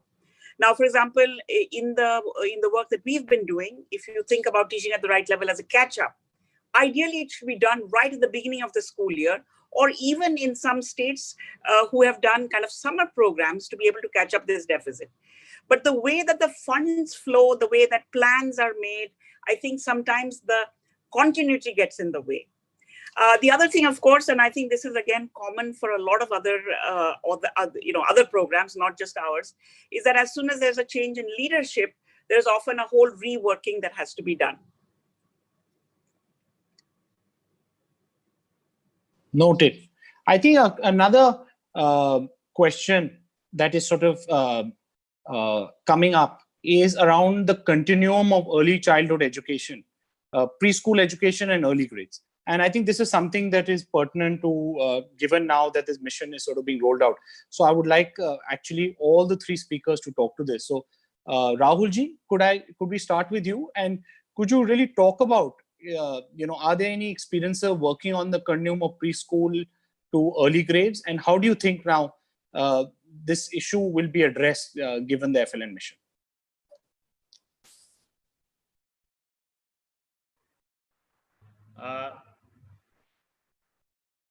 Am I audible? Yes, Rahulji, you are. Yes. Yeah. I think what the NEP 2020 talks about, that we'll have to give more stress on maybe what has been done, maybe something more what has been done till now for preschool children. I think the role of Anganwadis might be critical, but how to actually rope them in, how to train the workers, because it's also almost an equal number, maybe more than what are the number of teachers in our primary system. Most of them are local from the same village. they know the children. They might be an advantage because they know the language of the young kids. They can talk to them, but I feel they're not, because the recruitments have held and there's no standardized method, I think, of recruiting them. And there might be issues regarding their qualification or what they can be trained up to. But I feel if something could be done and we may use their service, but I think it's a huge number. And that may prepare our kids to come to the schools. So they are actually prepared. And like if you look at Jharkhand, so it's a tribal state and we have a very large number of Anganwadis over here. We have almost 13 scheduled districts in the state of Jharkhand. The criteria for creating an Anganwadi and all are quite relaxed over here. So number is quite huge. So most of the workers are from the village. They're generally the married women from the village. So as I'm saying that the language might be an advantage, especially in tribal hamlet, because they know the language. As we see, most of our teachers might not know. As they are getting deployed, we might not have teachers for all the languages that we require. And that is a big handicap. We are also working on that. But Anganwadis might be a big work, but only thing is we need to actually train them properly, map their resources well. So that might come in handy, and I think it might be helpful in a state like Jharkhand, where the population is very sparse in a lot of different difficult locations where most of the tribal population actually resides. Yeah. Thank you, Rahulji. Bhupinderji, I would love to turn to you now and get your thoughts on what are your thoughts on how the continuum of preschool and early grades, grade 1, 2, 3 can be bridged? So let me say with you that we are discussing in the government, but we have not decided yet. But one thing I will say that we have around 80,000 Anganwadi centers. And in our WNCD department, there has been a lot of focus on the early schooling. So with the help of UNICEF and on the NCRT format, they have developed very good reading, writing material for the early graders. But now the question is like 3 to 6, they were dealing now for at the age of 5, there is need to be more school preparedness kind of thing. For that, we are discussing. I think it will be kind of mix of many options, because we have large number of Anganwadi centers. It can't be in one go. We can say, okay, teachers will be there or Anganwadis will be there. So it may be, it will take time, but I think there is a lot of efforts are going on this, that how to integrate it and how to ensure that students are getting school ready before, not only school ready, but for other cognitive and other developments. A lot of activities are required in the Anganwadi centers, and our government has been focusing on this, and our Anganwadi centers, they have very good resources for it. Further, how we will enhance it, that we are discussing with the WCD and in the government on the NEP also. So I think focus is there, and we, I believe personally that something good will come out of it. Thank you, Bhupinderji. Rukmini, I'd love to turn to you now. And Pratham has of course been working across several states, with the Anganwadi system as well as the school system. Asar did a special survey, also special edition focused on early childhood education. What are you advising states on how they can sort of bridge this continuum? So thank you, Vikrama. The Asar done last year actually looked at the age group 4 to 8 as a continuum. And I think that's because we already had a sense that the new education policy will look upon this age group and think about, how to approach this, whether it's for provision, whether it is for teaching, learning, whether it's for expectations. I'd like to just add 2 things here. One is that for the last 2 or 3 years, we've worked with the government of Himachal and government of Punjab on how to integrate a pre-primary class in the primary school, because I think that's what the NEP says as well. And I would urge, other states to actually look at how Punjab and Himachal has done it. Punjab has not only added a pre-primary class, but also taken some steps to see how you could integrate the co-located Anganwadis to be part of the continuum. I agree with Rahulji when he says that the Anganwadis could be a huge asset, because we also believe that the Anganwadi teachers are much closer to the community, much closer to the language of the children, to the culture of the children, and also to the mothers. And if we believe that in this foundational stage, mothers and families are going to have a big role along with Anganwadis or schools, the place to attach them, I think, is right in the beginning. In Delhi, we work very closely with the ICDS system. There are about 10,000 Anganwadi centers in Delhi. And I think that this closeness in the community, 1 or 2 years in the Anganwadi, and then moving to 1 year of pre-primary before you head into standard 1, I think is probably the way to go. And I would strongly recommend that if we look, and again, I keep turning to Aster data, but if you look at the mothers of the young children today, compared to 10 or 15 years ago, we have a huge pool and potential of much better educated young mothers. And I think they can be a huge ally in this role of, creating a universal foundational literacy and numeracy. So I would say that this is one of the most exciting things that India is embarking on. It will be incremental, but I think bringing in the strength of the Anganwadis and attaching it to the continuum of going into school and using the playway methods that are very common in preschools to be able to influence standard 1 and 2, I think will be one of the best things that we as a country should be doing in the next 5 years. Thank you so much. Now, I'd like to move to almost the last round of questions. And I think a very interesting question has come up, and I'd like to ask this to all 3 speakers. What changes with the foundation learning mission? And what are the 2 things that your state government or your organization will do differently? So I'll again like to start with Rahulji. Rahulji, what really changes with the foundation learning mission? If you can just spend maybe 1 or 2 minutes and tell us what are the 2 things that Jharkhand will do differently? I think as I mentioned that what have been our learnings from the last 2 years, I think we'll have to go further from here only. But as I told you, as the evidence suggests, wherever the number of teachers, the ratio is better, where the attendance of students is better, as logic also says, but we have a lot of evidence now behind that. So it's going to, we work on that, the number of hours that we are putting in with the kids, especially the who are not at grade level, how we can increase that. That might be one. And as the NEP 2020 suggests, that roping in Anganwadis or preschool learning and having a seamless kind of transition, I think that is one thing that we'll have to add on to it. And how we do it, because this is something that we have to work with other wings of the government, especially the Anganwadis.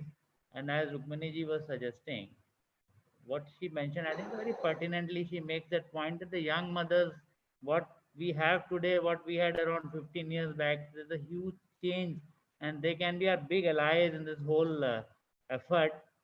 Actually, pool of resources actually grows manifold this way. The pool of resources that we have for these children, and if somehow we can mobilize them, because a lot of groups at Anganwadi, different states have different programs, but they have different groups, like SHGs are there to support the Anganwadi. Somewhere SHGs are supporting in providing the nutrition over there, immunization.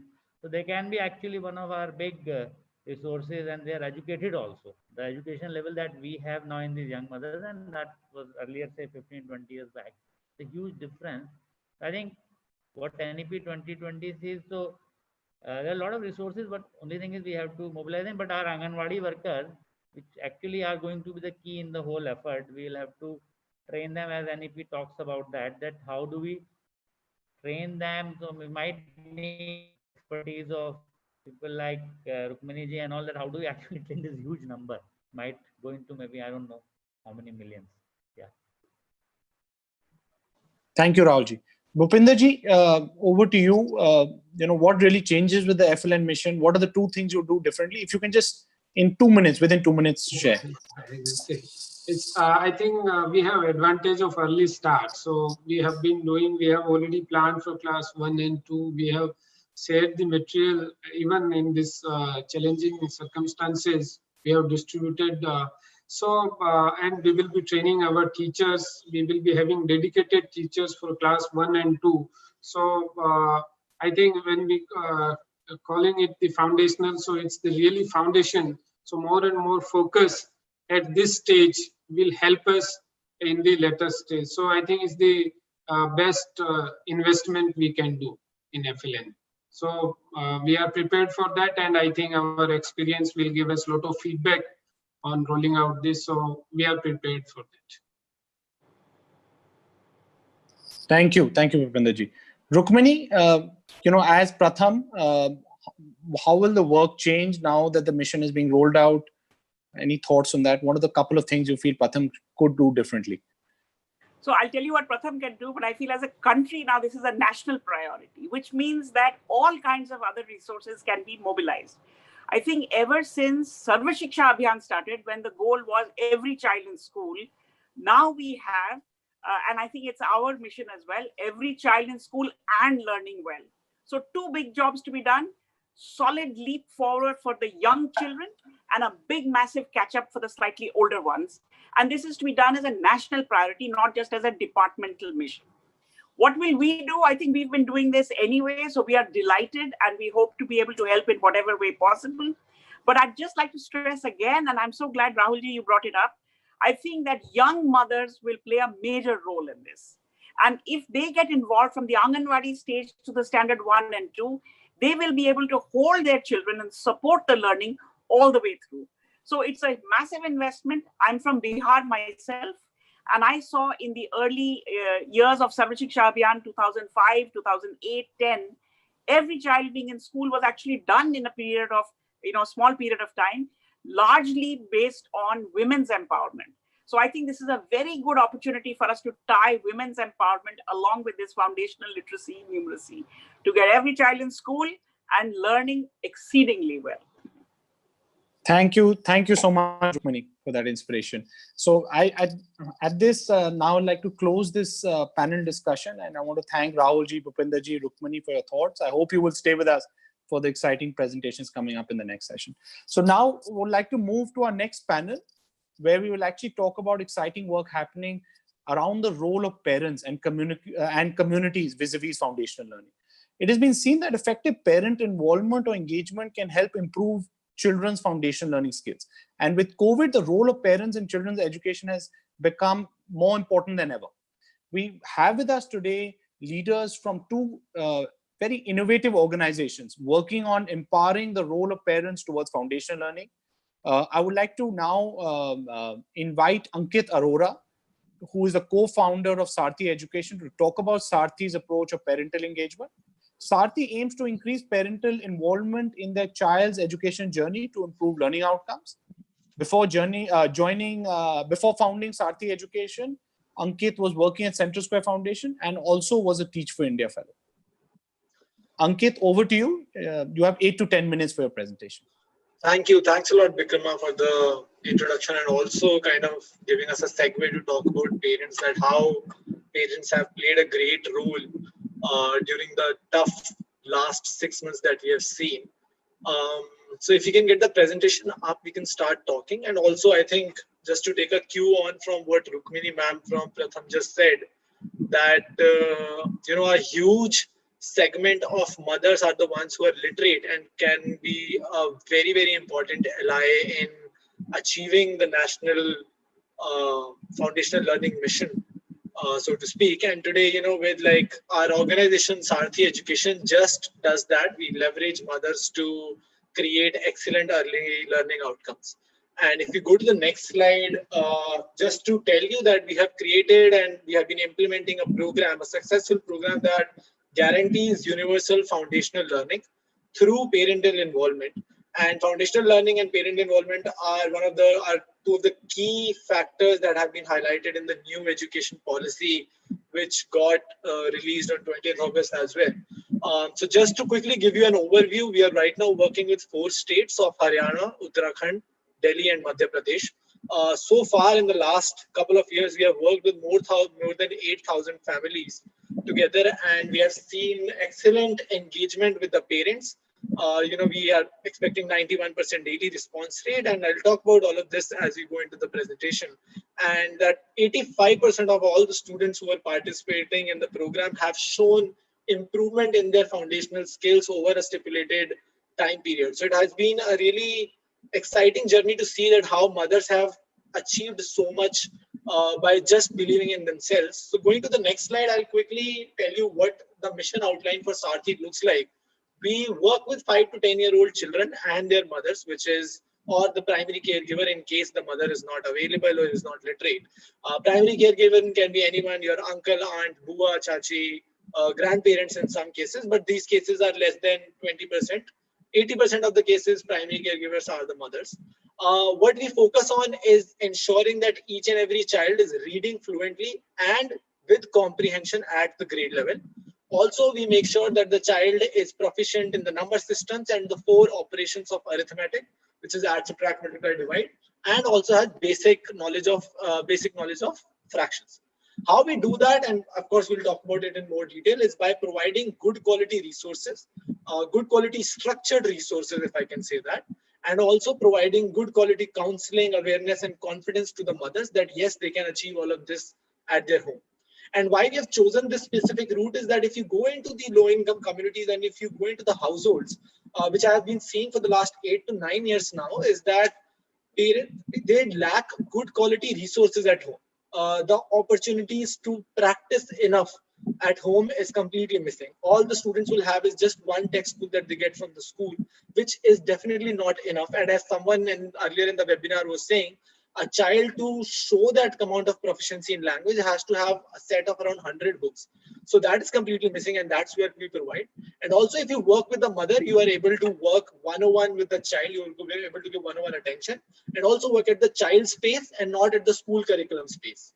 Because at school, the teacher is under the pressure to run at a particular speed, to finish up the syllabus in a particular amount of time. But when you are working one-on-one with the child, you can work with the child's pace, and I kind of work with them. So this slide is something which is not new information, but just to put it out there, 3/4 of the children, approximately 3/4 of the children in India are not learning today. On the left, you see that 73% of the children in grade 3 cannot even read a grade 2 text. And 72% of the children in grade 5 cannot do basic division. So basically what we are trying to say is that we have failed, like these students are not the ones who are failing. It's us, the people who are working in the education sector, who have failed them and who have failed their families, who put in so much of trust in the education system.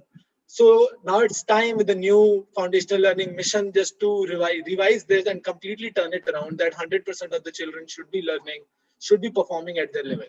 And as I talk about families, it's a good segue into the next slide, that there has been plenty of research which has happened across the globe for the last 3 decades that has again and again and again proven just one thing, that there is a positive correlation between a parent's involvement and the child's lifelong achievement outcomes. Mind it, not just learning outcome, but child's lifelong achievement outcomes.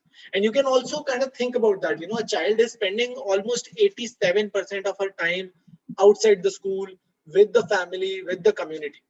And also there are again a lot of research which shows that how impactful a parent's involvement can be at the earliest stage. But unlike in other countries, India has somehow lagged behind on making use of this opportunity of working with the parents. And I think now we are at a stage where we can actually make use of this opportunity. And how is something I will talk about in my next slide, where over the last few years, we have worked with a lot of families in the communities, and we have realized that there are only 2 basic things that you need to cover. The first is providing adequate resources. By adequate, I mean good quality. I also mean developmentally appropriate, age appropriate. And the second is you build the awareness and the confidence of the mother. When we set out with the mission, we thought that capability of the mothers will be an issue. But as Rukmini ma'am just said, and as we have also learned, that mothers are very, very capable. A woman who's managing an entire household in a meager income of 6,000 to 8,000 rupees is much more smarter than all of us put together. So if you provide adequate resources to the household, give away enough awareness and confidence, then you can guarantee academic foundation of the child. You can guarantee that there will be improvement in foundational literacy and numeracy skills.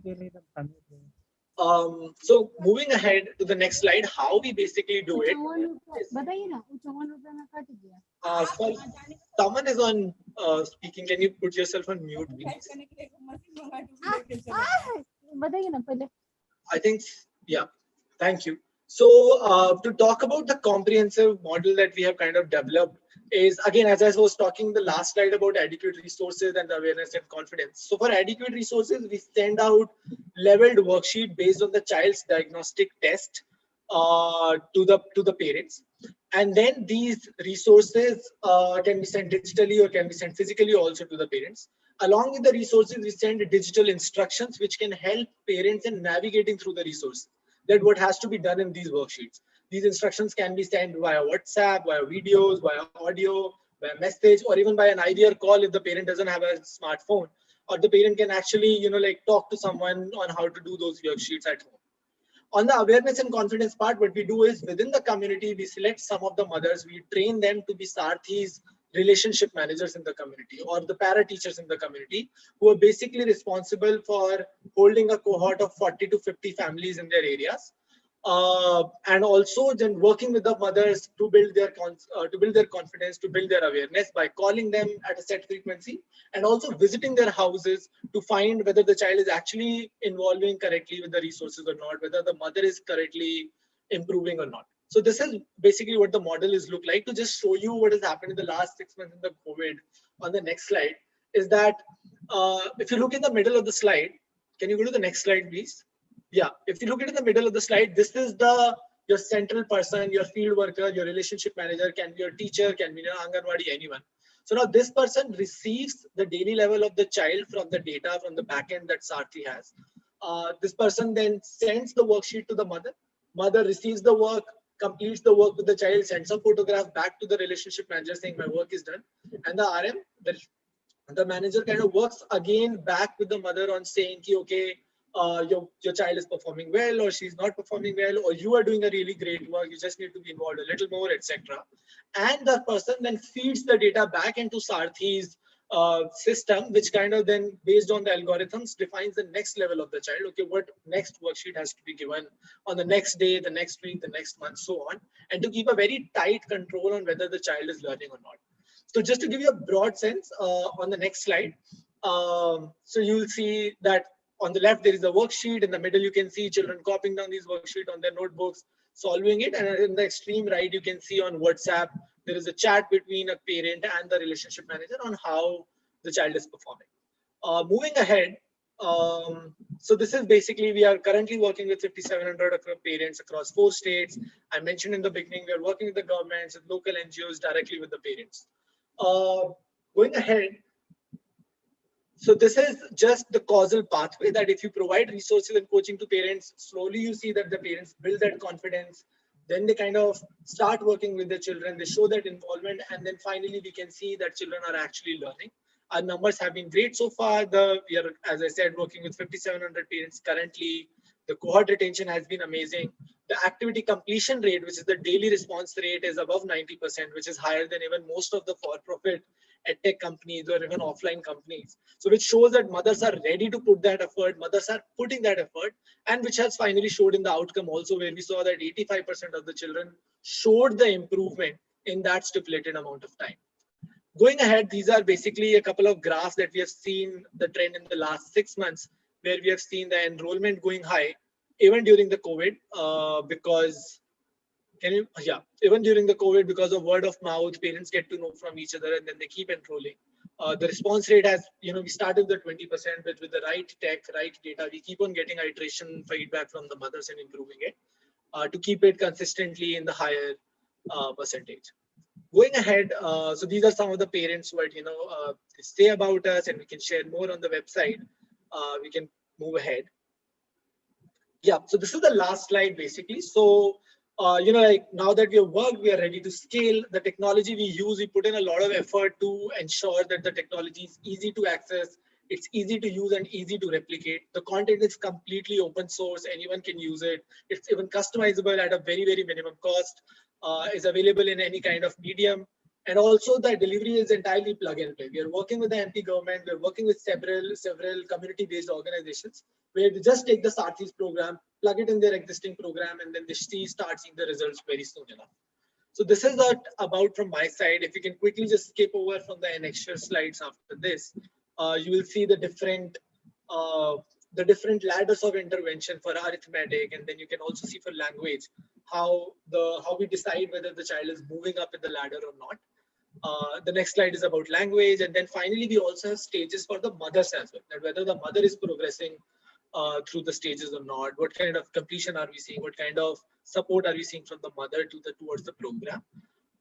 So this is it from Sarthi's side. Happy to take questions after I think Aziz from Rocket Learning further talks about how they are using technology to work with parents in the same space. Thanks. Thank you. Thank you so much, Ankit, for giving us a detailed overview of Sarthi's model of parental engagement. And I think we're excited that Sarthi is now looking to scale up this model now in partnership with several state governments. Now I'd like to invite Mr. Aziz Gupta, who is co-founder of Rocket Learning, an edtech social enterprise that focuses on foundation learning for young children. Aziz was formerly the head of strategic initiatives at Pratham. He's a graduate of the Harvard Business School and IIT Delhi. He was also formerly a management consultant in McKinsey & Company. Aziz, over to you. You have 8 to 10 minutes for the presentation. Thank you so much. Sure. Thank you, Bikrama. It's a great pleasure to be here among all these policymakers, practitioners who are working together to improve foundational learning for our youngest children. So great pleasure to sort of share more about what Rocket Learning is doing with all of you. I think if we can, Tej, if we can show the presentation, please. So Rocket Learning is a edtech nonprofit that started off with the aim of building an equal foundation early for our children. And in the next slide, I'll talk about what we're doing in different parts of the country. The NEP focus areas we're working on are, of course, ECE and FLN. So that's the overall category. But within that, our special focus is on how can we instigate parental and community engagement using the government system as the lever for change. So how do we build a connection between the government school system, the schools, the teachers, and link them to parents who sort of then understand more about what's happening in school and also how they can educate children at home.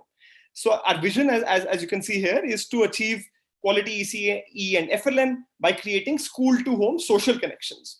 And so the overall objective that we have is that can we create behavior change of parents and teachers, especially of parents, right? We know that low-income parents actually value education a lot. They spend money on it, whether to send to schools or tuitions or in other ways. But they unfortunately, as of now, do not spend so much time with their children on doing simple activities that will help their children learn. And I think that's a massive sort of difference if you look at it between low-income parents and high-income parents. And that's sort of the behavior gap that we are trying to bridge.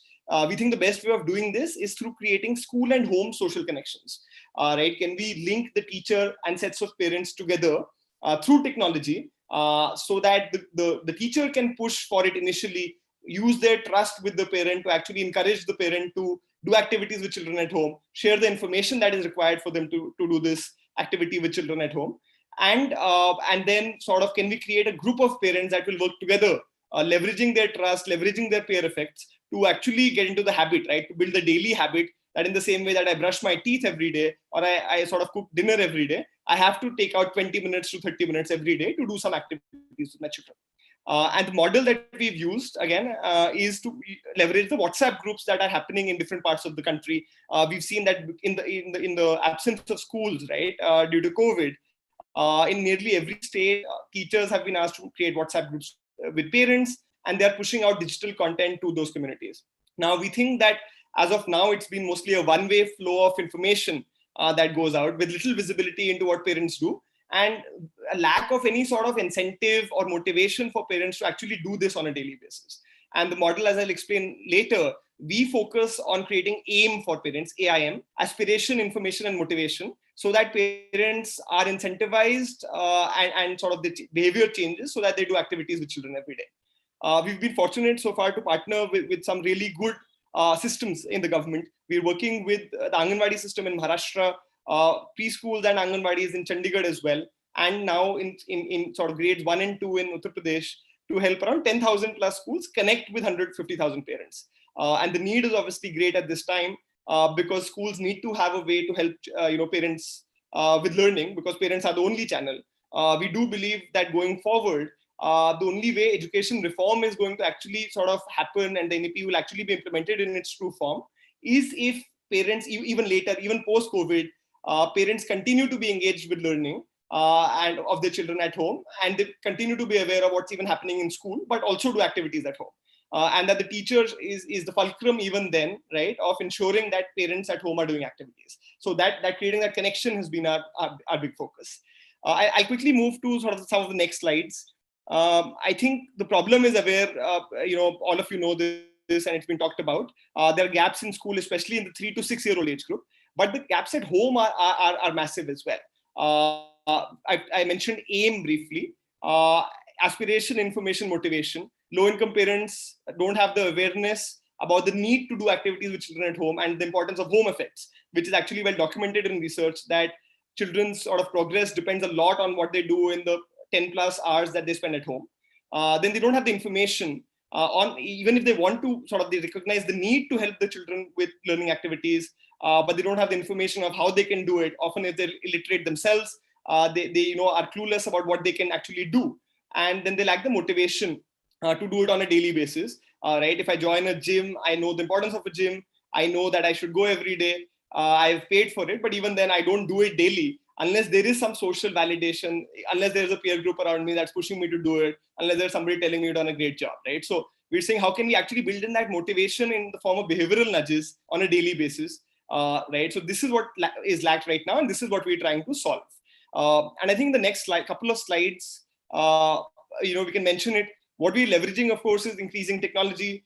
We've seen that close to 50% of rural households do have access to smartphones in one way or the other, whether with the parent or with someone close to them, and that number increases in urban areas. And in fact, they're even using social media, YouTube, Facebook, and so on. This number is only going to go up over time, right? And what we're seeing is that even now that number is substantial, and sort of the same ways that behavioral change gets created among high-income communities and parents, in the same way we are actually going to hit this with low-income parents as well, and be in a position where more than 50% of parents, we're pretty confident, are going to be engaged in these digital WhatsApp groups and are going to be sending back content.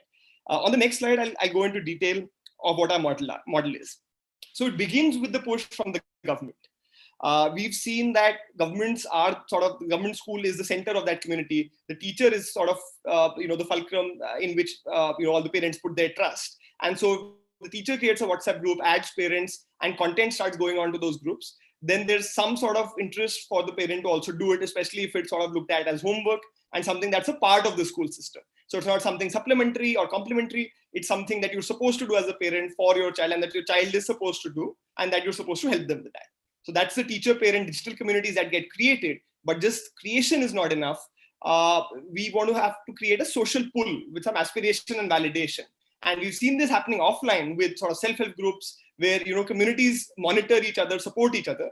But how do we do it here, right? So what we have done is, for example, to use technology to, one, automatically send this content on a daily basis. Secondly, have a number of nudges that come in from time to time. For example, weekly report cards, monthly badges if you're actually sending back videos to parents. And an important part of this is that parents are supposed to actually send back videos and photos of them doing activities with children on a daily basis. So this is not one way, this is two way. And this is not parent talking to individual teacher, it's talking to a group. So once a parent sees their neighbor, their role model, someone else actually sending back messages, then they also feel inspired that it's my job as a parent to also do this.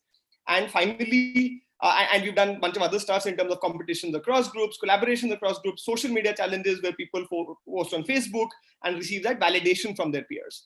And finally, the technology stack is the sort of base of all of this, where we're able to classify all the responses that come from parents, understand who's responding, who is not, share that in the form of dashboards or data with the teacher, the BEO, the administrator, the state principal secretary, so that they know what's actually happening in all these parent-teacher digital communities. And the effect of this is that parents do regular learning activities with kids at home. And over time, when schools start, it acts as a layer where better than sort of, I think, any PTM, which happens every month or every 2 months, but where on a daily basis, there's actually the strong connection that's happening. So we'll talk about the next slide, where sort of we'll quickly show what we are doing. As I mentioned, we're working in Chandigarh, Aurangabad, and Uttar Pradesh. What we're seeing in terms of the data also is that in these active groups that we've managed to create, around 50% or plus parents, even 70 or 80% in some cases, in the schools especially, are actually sending back videos and messages and responses 3+ times a week, and we're able to track that. And through that, we're also looking at the learning outcomes to sort of figure out how the digital engagement then leads to learning outcomes. And that's sort of a very, very clear metric that's looked at in terms of data. Moving on to the next slide. Here, I think in terms of key insights that we have gotten so far, working with these sort of 100,000 plus parents, we're seeing that a couple of the important ones are that group effects are important. If a few parents start responding, if the teacher acts as a facilitator, then these groups really become active, and you have exactly the same engagement as you would have with any of us and any of our kids. Secondly, there's no drop-off here, which you normally see in EdTech, that initially you have people commenting, but later you don't. Here we see that once parents start getting into the habit of it, they start looking forward to content, kids start asking for content, and so that group becomes a hive sort of activity, it becomes a dynamic, vibrant community. If you go to the next couple of slides, I think I mentioned this group effects, but in the next slide, we also talk about the impact on teacher motivation through this. Teachers never normally have daily interaction with parents. They're a step removed, and parents never understand the efforts that teachers put in as well. And so that system, that twain never meets. What we're saying here is that because of the daily interaction, teachers also get more enthused, parents also then get more energetic, and it's a very powerful virtuous cycle that comes into play. Ending sort of with the last slide, I'm out of time, I know, but the idea is that can we really focus on having a model and having a system, right? And this is sort of some of what our plans are. But what our vision and what our hope is that the government actually looks at parental engagement in education as a key priority, and that's already happening. In terms of the Swachh Bharat campaign, for example, can we run a similar campaign? Can state governments, national governments run similar campaigns to talk about the importance of FLN, of ECE, and how parents can actually play a big role through very, very simple activities that are easy to do, especially with younger kids. And so those large campaigns, and we're happy to sort of assist. We have expertise in media and communication as well as technology, assist in developing these campaigns and the technology that will actually enable the day-to-day development. And that's our belief and hope that like midday meals have become a part of the school system, can a strong digital parent-teacher connection through the school system, can that be a sort of everlasting part of the school system? And I'll end that with that sort of request to all the policymakers there to consider. Thank you, Aziz, for building this fantastic model of parental engagement, and we wish you a lot of luck for the next phase of growth of Rocket Learning. We now actually have just under 15 minutes for Q&A, and I think a lot of questions have come in on the live chat, and I'm going to start by kicking off the Q&A with both of you. I think one very interesting question has come really around how do you, and which I'd like to pose to both of you in turn, which is, can you talk more specifically about some innovations that you've employed to increase parental participation? There's a lot of skepticism around engaging parents of first-generation learners. You both have built your organizations around this model, around this premise. So can you each maybe just talk about maybe 1 or 2 innovations each that you're doing specifically to increase parental engagement? Ankit, request you to start first. Sure. So honestly, I would say that, we can call these things as innovations, but what one has to understand is that a mother has an innate motivation to help her child. And, she's the one who's the most motivated, most vested into the child's learning. The aspiration, thankfully, in India are very high.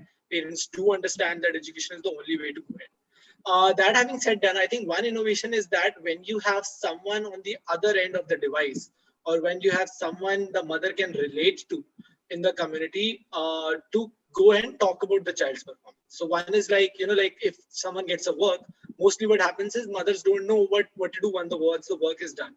What we tried to do was we asked the mother to send back the work back to the relationship manager and see what the relationship manager has to see. So that instant feedback loop kind of helps the mother to understand, okay, I can give back my work, I can submit my work and get that feedback.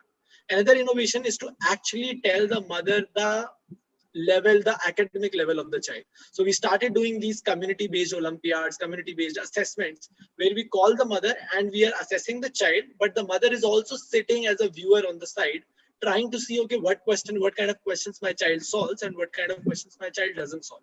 And then we give like a very instant counseling to the mother. Okay, you don't have to hit the child. In some cases, what we saw was as we were doing the assessment, the mother would hit the child then and there. And that's when our field workers come in and we say, okay, you don't have to hit it. It's our mistake and we'll rectify it. But you should know, okay, out of 10 levels, your child is at 3 today. I'll come again after 2 months and then your child would have moved to 4, and that's my promise.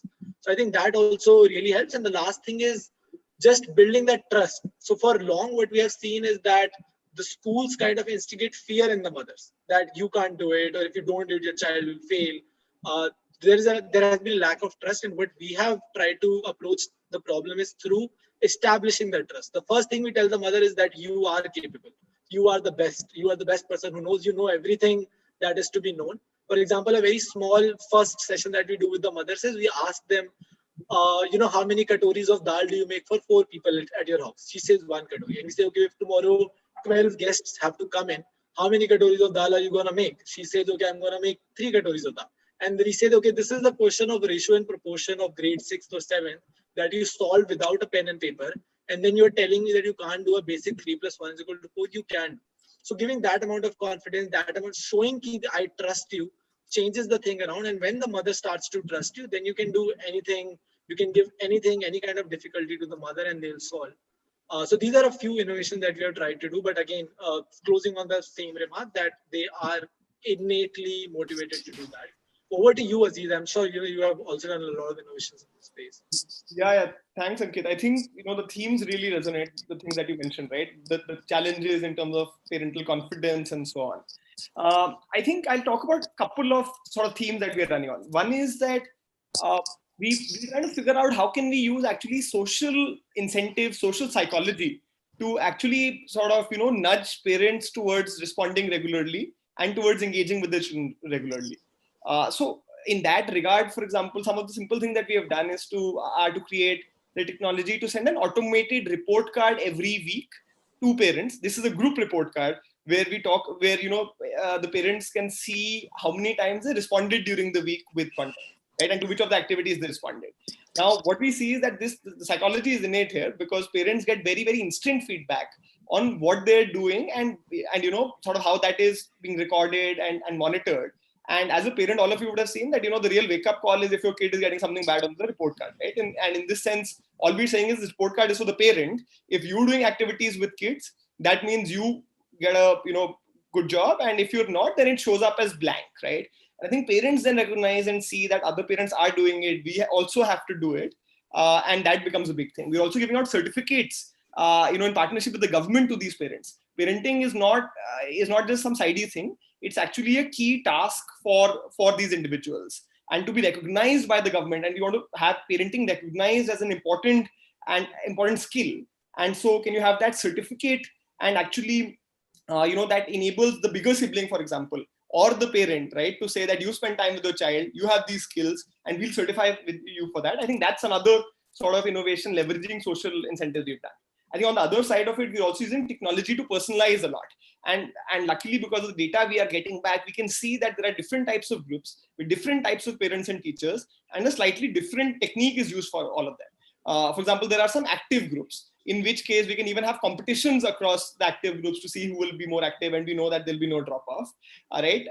Whereas there are other groups where 2 people are active, but 8 are not, where we need to use a different style, where the teachers, for example, may not be active. And so we actually have to send video nudges to the teacher to actually get them energized and run campaigns for the teachers instead of for parents. So I think looking at the data in that way and being able to personalize not just the content, but also the nudges that are going to these sort of, different groups and really understanding the group. I think that is a big part of what the technology enables us through big data, machine learning, and all of those things. I think in addition to that, there are small things, right, on the confidence part, which we're seeing every day as we see, right? Parents say that my kid has worn the same t-shirt for 6 days. So how can I actually send a video again, on the second day, because everyone will see it's the same t-shirt. Or, my kid is not as rich as, we are not as rich as the neighbors. So how do we send stuff? And so, for example, on the first day, we actually send a short video of a kid from a very, very poor background, who's doing an activity even wrong, right? He's doing it like in a basic way, but he's trying and he's doing it like slightly incorrect on all the groups, right? So that parents realize that this is not a bad thing to do. We also use technology, for example, to send a clapping emoji on these sorts of digital communities. Whenever the first person to join the group, right? The first person on these groups to respond with a photo or video gets an emoji, right? And that really creates the confidence, I think, in the group as a whole and sort of the safe space for the group. So I think these are some of the innovations, and really we are looking at these people as sort of groups of folks who are incentivized by the same things that all of us are. Thank you, Aziz. Now, there's some specific questions for each of you. Ankit, starting with you, there's a question around how do you integrate your model with what happens in the school and the teacher?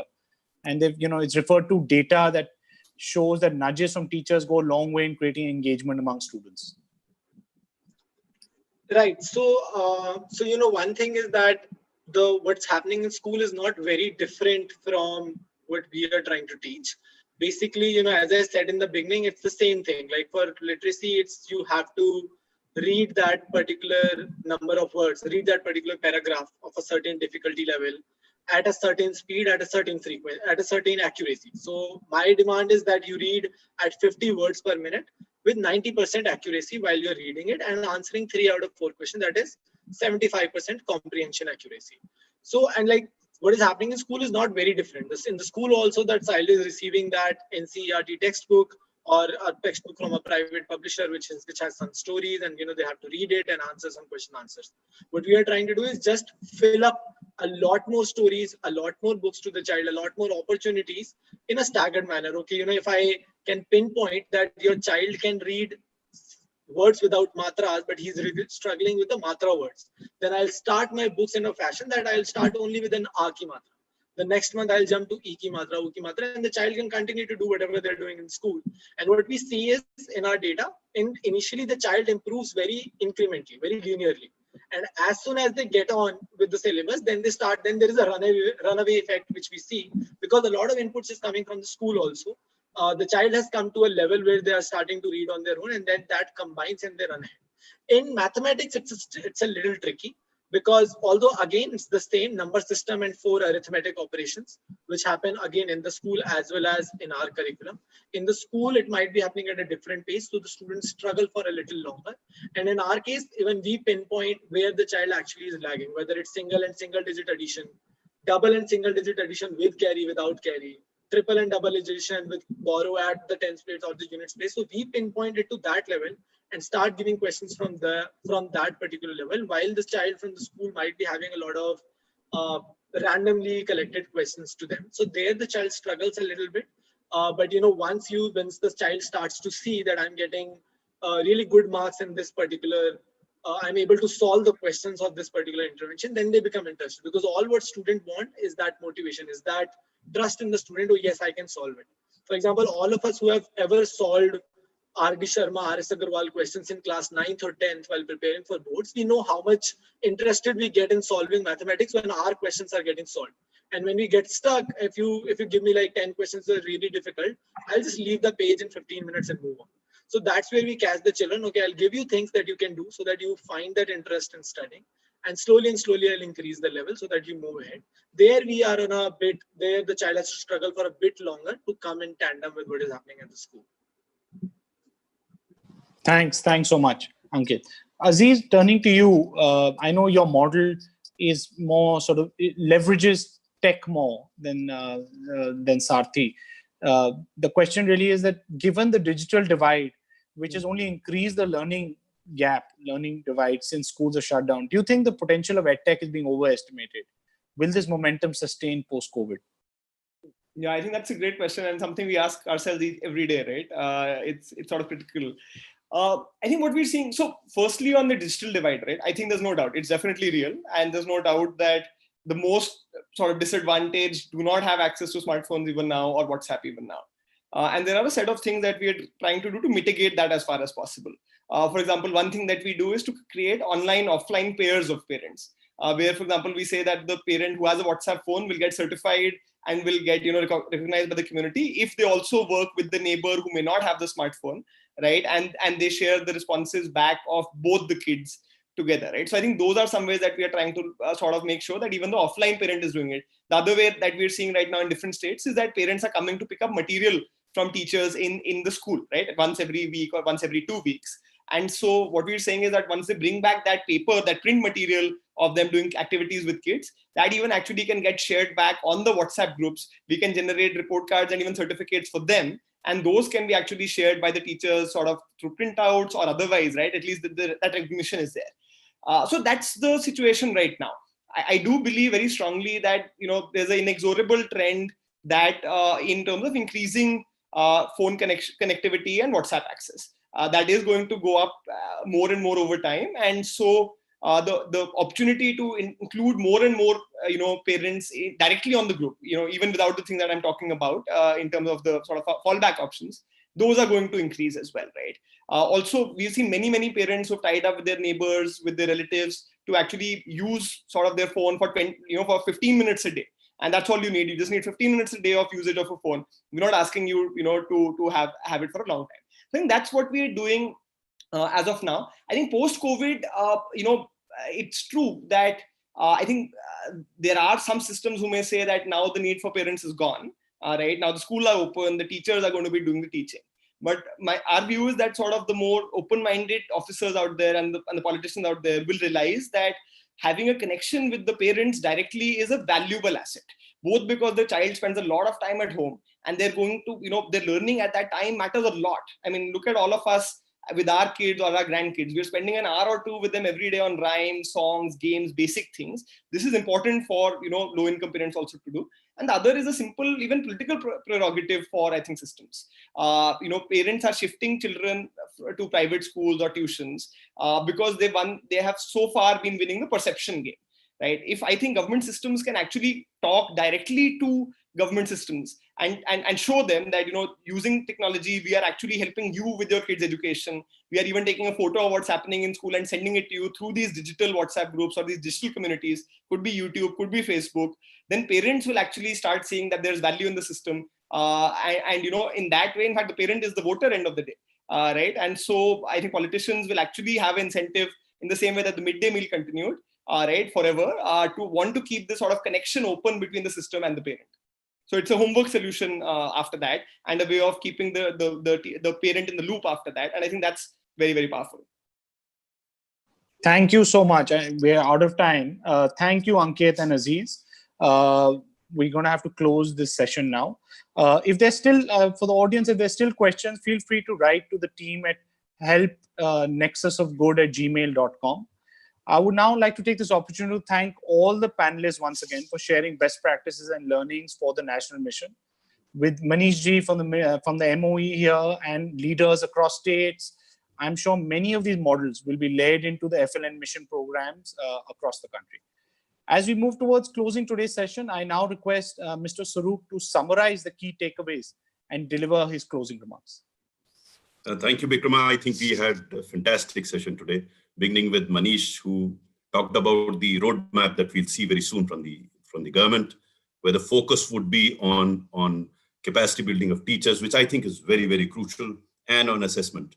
But what I really liked were the presentations that came thereafter, because Rahul and Bhupinder both demonstrated that it can be done because it is being done. The designing of workbooks in Jharkhand is absolutely amazing. But the best part of these presentations was the focus on community involvement. I think this comes out in all the presentations that without engaging with primarily the parents, I think we are not going to move ahead, especially in terms of early childhood education. And this comes out in each of the presentations that were made today. The last two presentations also talked about the role of parents. Of course, I have a slight difference of opinion with Aziz on the point that technology will attract children to the government schools. I'm not very sure whether that's the case. He may have to look into it. But there are many other factors that lead to children going from the public school to private schools. And what you may also like to look at is why in certain states they are coming back to public schools. It's not technology, it's something else. So that will need to look into. But these two experiments that are happening, both by Sarthi Education and Rocket Learning, would be experiments to be looked at very closely, because they could be the way forward as far as the rollout of the national education policy in the context of early childhood education and foundation learning is concerned. Rukmani came up with wonderful suggestions. I think Pratham is in any case doing wonderful work, but the focus that she has on and the point that she made about the educated young mothers, that's a brilliant point, because that's the presumption in urban areas, and some of us is that the mothers are not so educated. Things have changed over the past few years, and mothers are indeed educated, and that needs to be leveraged. Another point that came out very well was the partnership that has to be between the public and the private sector. And I'm so glad that Bhupender mentioned about the Akshara Foundation that's doing phenomenal work in Odisha, and I know for sure that they've done such good work in Karnataka. So this partnership part is extremely important. We had both state governments and the private sector participants, that is the NGOs, making presentations today, and it is in tandem that we have got to move ahead. I would not like to go on because I think we've had more than 2.5 hours of discussion today. Excellent presentations, and I hope those that have participated will benefit from these discussions. Thank you very much for joining us. Those of you that have not joined the Nexus of Good, please join the Nexus of Good. More webinars to follow. Thank you, Bikrama. Thank you, everyone. God bless you. Thank you, sir. Thank you, everyone. Yes.